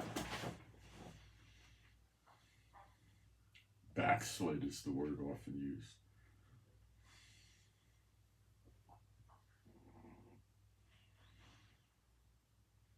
So when the bridegroom cometh, he could be appearing, go you out to meet him, could be interpreted as say to him, go out to him. Because if you're in the house, you're not going to see him. Lift up your head, redemption draweth nigh. If you look it up, you lift your head up and look at your ceiling, what good's it going to do you? Then all those virgins arose and trimmed their lamps. And the foolish said unto the wise, Give us of your oil, for our lamps are gone out. But the wise answered, saying, Not so, lest there be not enough for us and you. But go you rather to them that sell and buy for yourselves. It's sort of like go to the false church pastors and teachers and buy their books and DVDs and buy seats on their prophecy conferences. No good comes of that. And while they went to buy, I'm not entirely sure what that means. It's just like, I guess, an analogy here. While they went to buy, I don't know where they were going to buy oil at midnight. The bridegroom came, and that word can mean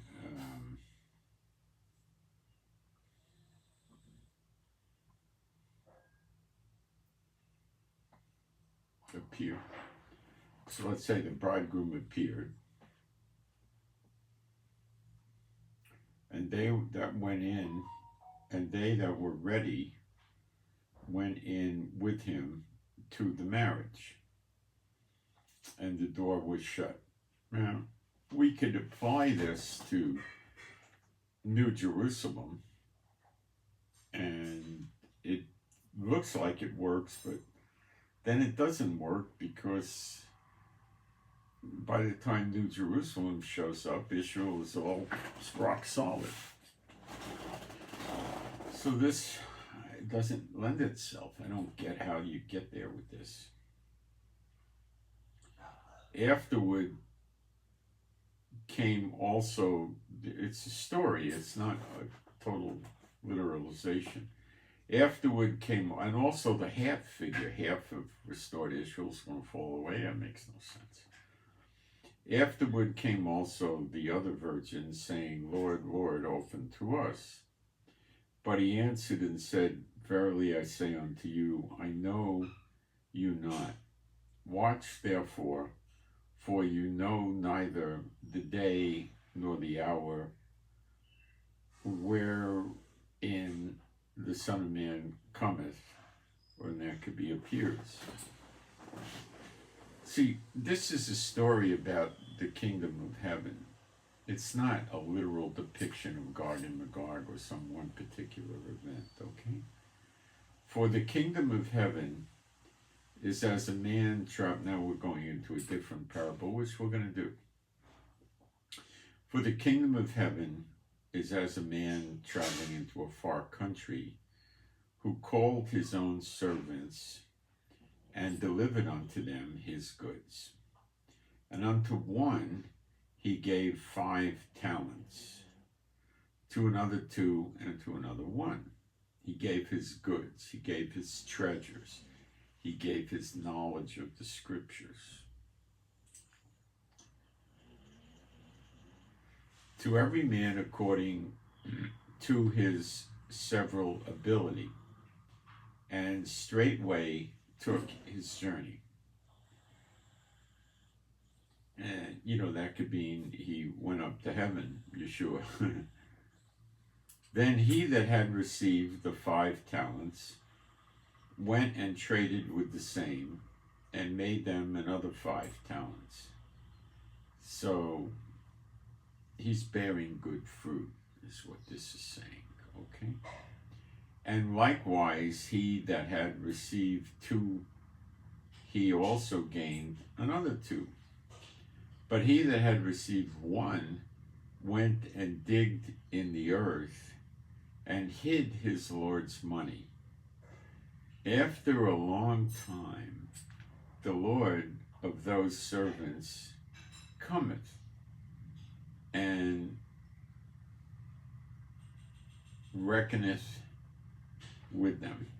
And so he that had received 5 talents came and brought another 5 talents, saying, Lord, thou deliverest unto me 5 talents. Behold, I have gained beside them 5 talents more. His Lord said unto him, Well done, thou good and faithful servant. Thou hast been faithful over a few things. I will make thee ruler over many things. Enter thou into the joy of the Lord, of thy Lord. He also that had received 2 talents came and said, Lord, thou deliveredst unto me 2 talents. Behold, I have gained 2 other talents beside them. His Lord said unto him, Well done, good and faithful servant. Thou hast been faithful over a few things. I will make thee ruler over many things. Enter thou into the joy of the Lord. Then he which had received the 1 talent came and said, Lord, I knew thee that thou art a hard man, reaping where thou hast not sown, and gathering where thou hast not strawed. And I was afraid, again, he's talking about planting seeds and getting good fruit from the seeds. And I was afraid and went and hid thy talent in the earth. Lo, there thou hast that is thine. His Lord answered and said unto him, Thou wicked and slothful servant, thou knewest that I reap where I sowed not, and gather where I have not strawed. Thou oughtest therefore to have put my money to the exchangers,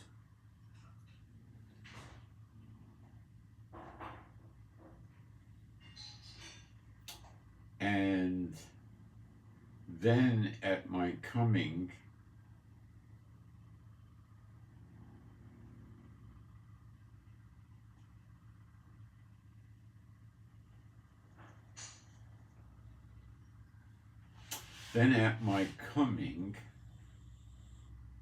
I should have received mine own with usury.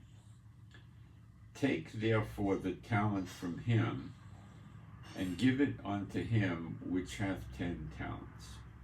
For unto every one that hath shall be given, and he shall have abundance. But from him that hath not shall be taken away even that which he hath.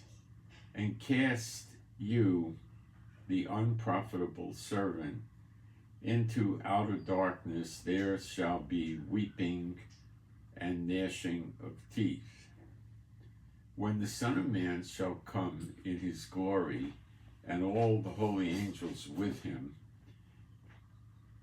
Then shall he sit upon the throne of his glory, and before him shall be gathered. So what he's talking about here is a lot of different kind of people. The couch potato prophecy student, we've had them over the years, tons of them. They come in here and they want to learn prophecy. Do they spread the gospel? No. Do they go to churches? Probably not. Do they give offerings? Never. They're too good for that. They're too covetous, but they think they don't have to. They're, so high up, And they get fed spiritually, but they don't give back. So are they robbing God by the scriptures? Absolutely. And they are given gifts and they don't do anything with them. Except, oh, look how great I am, I know all these truths, right? And they don't bear any good fruit. They don't even give offerings. They don't do anything. And they'll believe they're saved, and you're not going to shake them off of that. And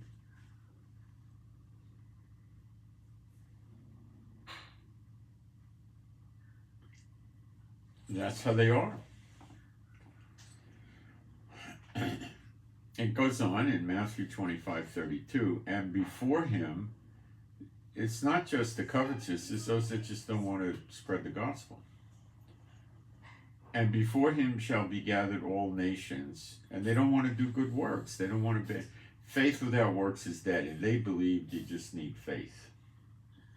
So they could be out of the church, but they're still in the church.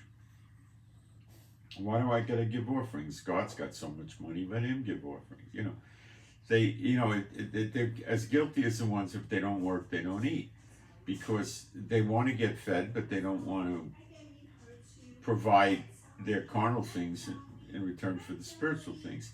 They shrug it off on the other people, which is the same thing as they don't work, they don't eat. They're not going to make it.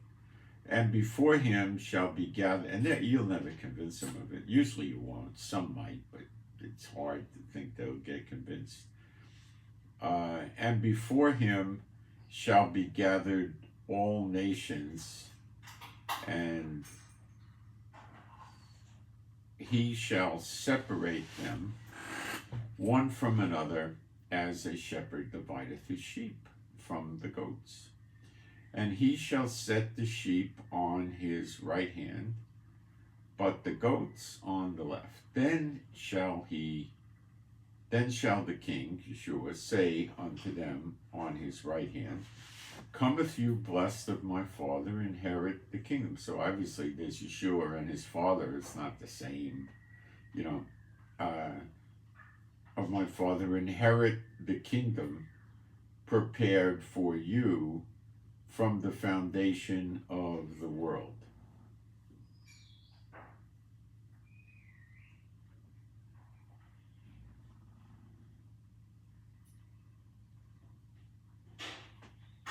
Inherit the kingdom prepared for you from the foundation of the world. Okay? For I was hungered, and you gave me meat. See, this is not being covetous, greedy, money grubbing. Mammon is the source of all evil. The covetous got mammon problems, okay? Meat is worth money, got it? Okay, I was thirsty, and you gave me drink. I was a stranger, and you took me in. Naked, and you clothed me. I was sick, and you visited me. I was in prison, and you came unto me.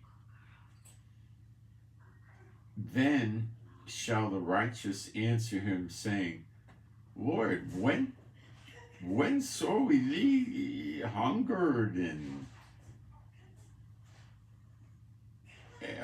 fed thee, and thirsty and gave thee drink? When saw we thee a stranger and took thee in, or naked and clothed thee? They don't know what he's talking about. Why? When did you do that? You mean I saw you? You changed your appearance, and what is this? I don't understand it. Or when saw we thee sick in prison, and came unto thee? And the king, Yeshua, shall answer and say unto them, Verily I say unto you, inasmuch as you have done it unto one of the least of these my brethren, you have done it unto me. Then shall he, okay? So the brethren would be anybody that's in Yeshua HaMashiach, Israeli born or not. Okay? Then shall he say also unto them on the left hand, Depart from me, you cursed, into everlasting fire.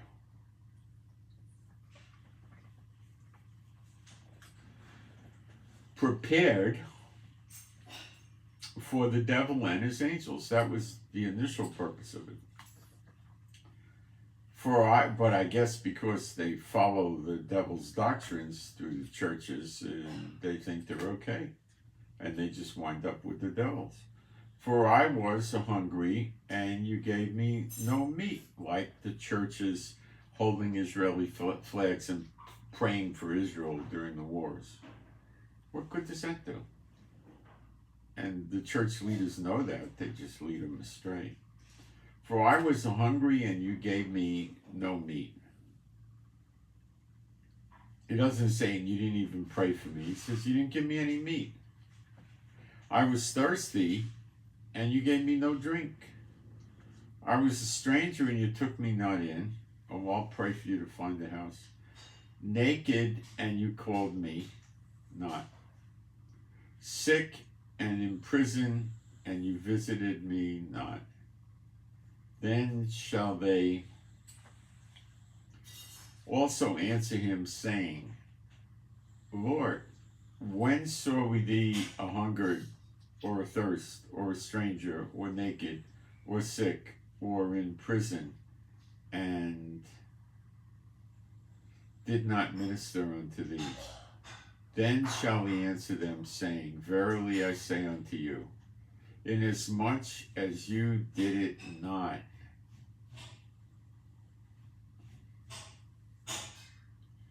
to one of the least of these, that's followers of his disciples, his brethren. You did it not to me, and these shall go away into everlasting punishment, but the righteous into life eternal. That's it.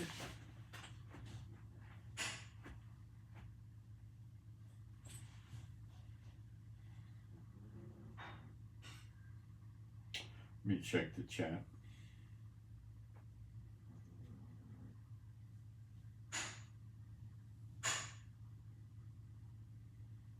Okay. So I look forward to us proceeding with this, crying out unto the Lord, more than one of us, that, AB has been cursing CD, and, we ask you to, if this is true, put that in there, we ask you to curse, AB. As per your word, because we're in the year of recompenses and paybacks, and give them the payback, and, so, I'm pretty excited to tell you the truth about this. We're reaching turning points, so we're having trouble getting somebody to repair the roof. Not big trouble yet, but the guy that we were going to, there's a problem. They have a very elderly mother living in the house, and it's too much time away from the house. They can't do that and take care of the mother, apparently. So we have another source, but we think he's going to be too expensive. We're not sure yet. He's trying to work with us. We'll see how that goes. Meanwhile, we can't really do anything until the roof dries out, which it's not dried out now yet. It's probably close, but need to have days of sunshine. It doesn't dry out very well when it's just cold and damp and dank out there. We need that sun, and then it'll work out.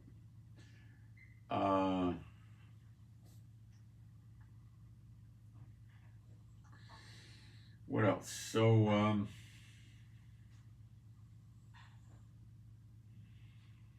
I can't wait to give this a try. So you just send me an email. My email address is israelgiving7@gmail.com. Israelgiving, one word, with the digit 7@gmail.com. Give me all the initials concerned for this with the cursing, and then I'll start putting them up, and we'll have many people crying out to the Lord over this, and see what happens. But we don't want to gloat or have parties and celebrations and, all of this stuff, And you don't have any idea how the Lord will curse them or bless them. You can cry out for them to be blessed too. We'll be happy to take those also.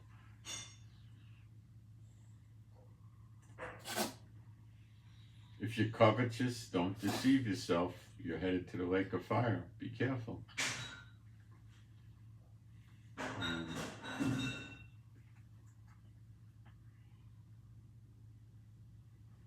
So pray we get a good person to repair the roof cost effectively. My wife's looking for a car to buy, a cheap used car. Pray for that. She's got to go do the barley inspections in the next few weeks, so she rented a car, got a very good rate, and rented a car, and she'll use that because she can't drive. Ours is a stick, and it's like 75% truck, 25% motor car, regular passenger car, but it's an SUV, but it's a real tough, sturdy SUV, like an old school pickup with the stiff springs and shocks and, stuff like that. We put a lot of money into this car over the years. We even put new shocks on it, tires, lots of things, but it's hurting her, so we could keep praying for her knee to get better. That's one solution. Or to get another car cheaply. That has automatic, of course. So she had to rent a car to travel for the barley inspections, and she'll be doing that. Probably start in a couple of days. right now she's telling me she doesn't see anything popping up out of the land. It's cold and damp and wet, and I don't think things are gonna pop out till it warms up and gets sunny, and the sun will bring it out, you know. I don't know much about agriculture, but I think I'm right about the sun bringing it out. I think so, you know.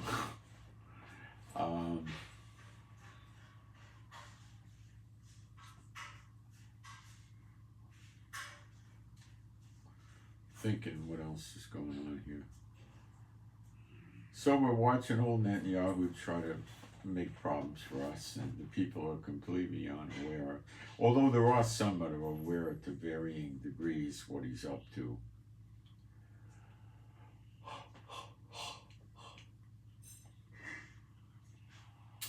The military says he had us withdraw from the north too fast because of Biden wanting things tapered down. And they managed to launch a big barrage at us yesterday, I think 50 missiles or rockets, whatever you want to call them. Because we reduced our troops in the north, and they were able to operate and attack us from the north. So now the generals are mad, they got to go back in and clean it out again. And this is Biden, you see. And this is Netanyahu listening to Biden.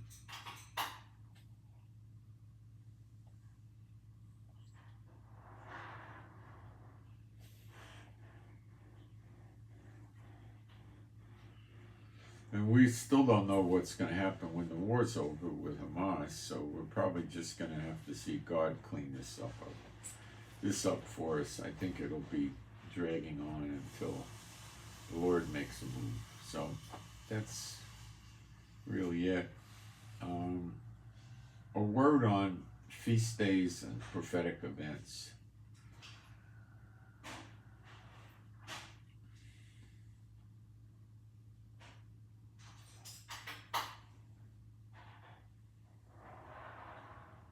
Prophetic events can and also may not happen on a feast day. Few people in the world are aware of the correct biblical calendar. So putting it on a rabbinical feast day sounds unusually weird. Big prophetic events could happen on feast days, but then again, which feast day? See, it's rough. Year of Recompenses is not a biblical holiday per se. I don't think you can match it with any of the feast days that I'm aware of, so I don't know how you could say it's going to be on a feast day. Begin on a feast day.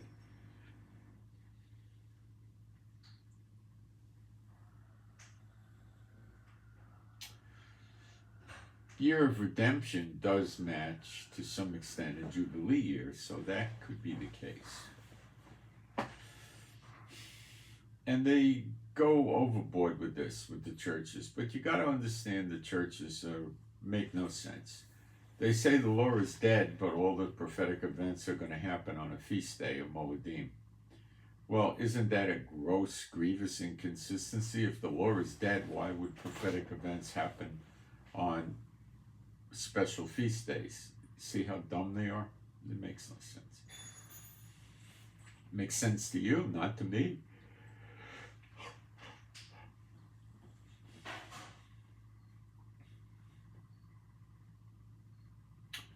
And just remember, the deliverance from the Lord, the deliverance of Israel is going to come clearly from Jehovah. It's going to be very obvious, not from the IDF or Netanyahu or Biden or anybody else. Okay.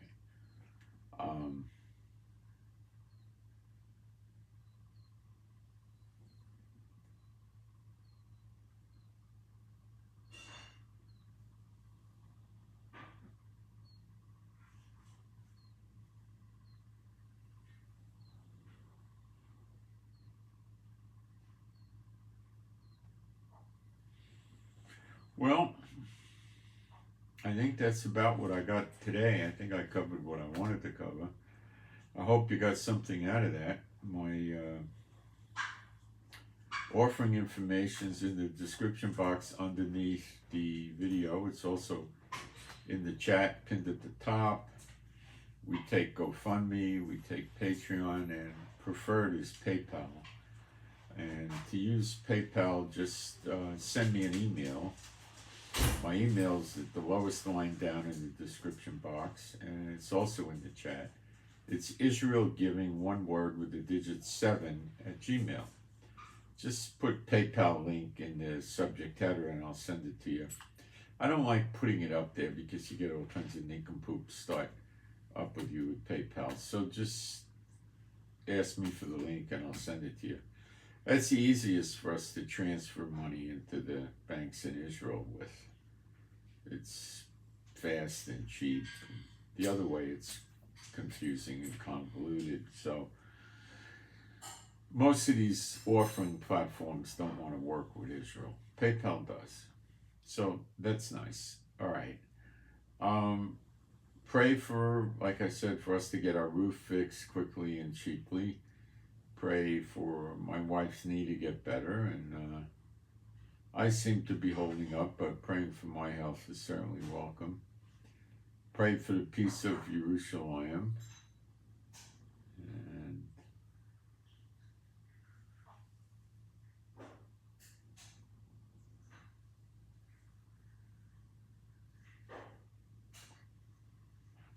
that's, I think, about it. So, I'm Moshe, my wife's Rivka. Pray for our peace, safety, protection, joy. Pray for our finances, our health, and pray for our animals and pets, their all rescues, they be happy, healthy, and whole. And pray we don't get any rain until we get our roof repaired, or not enough rain to come through the roof and make trouble for us with floods. Appreciate that. And I'll keep updating on the war and pray for better videos. Why not, right? And I hope you got something out of this. And you email me in the initials of the people for the curse thing. If you just want more conventional demon tossing, just, you send in initials for that too.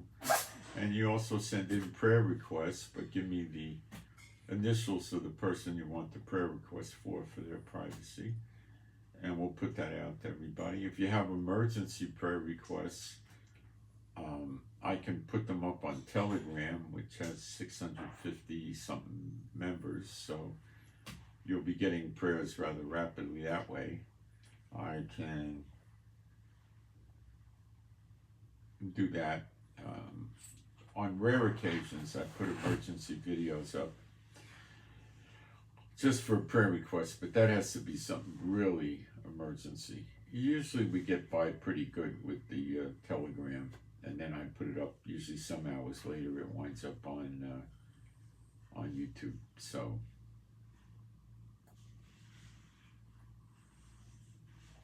thinking. That's it. So I send my shalom to all those who love Yeshua HaMashiach. And I really hope you got something out of this. At least it didn't go to 3 hours. So that's good. And I'm out. Thanks.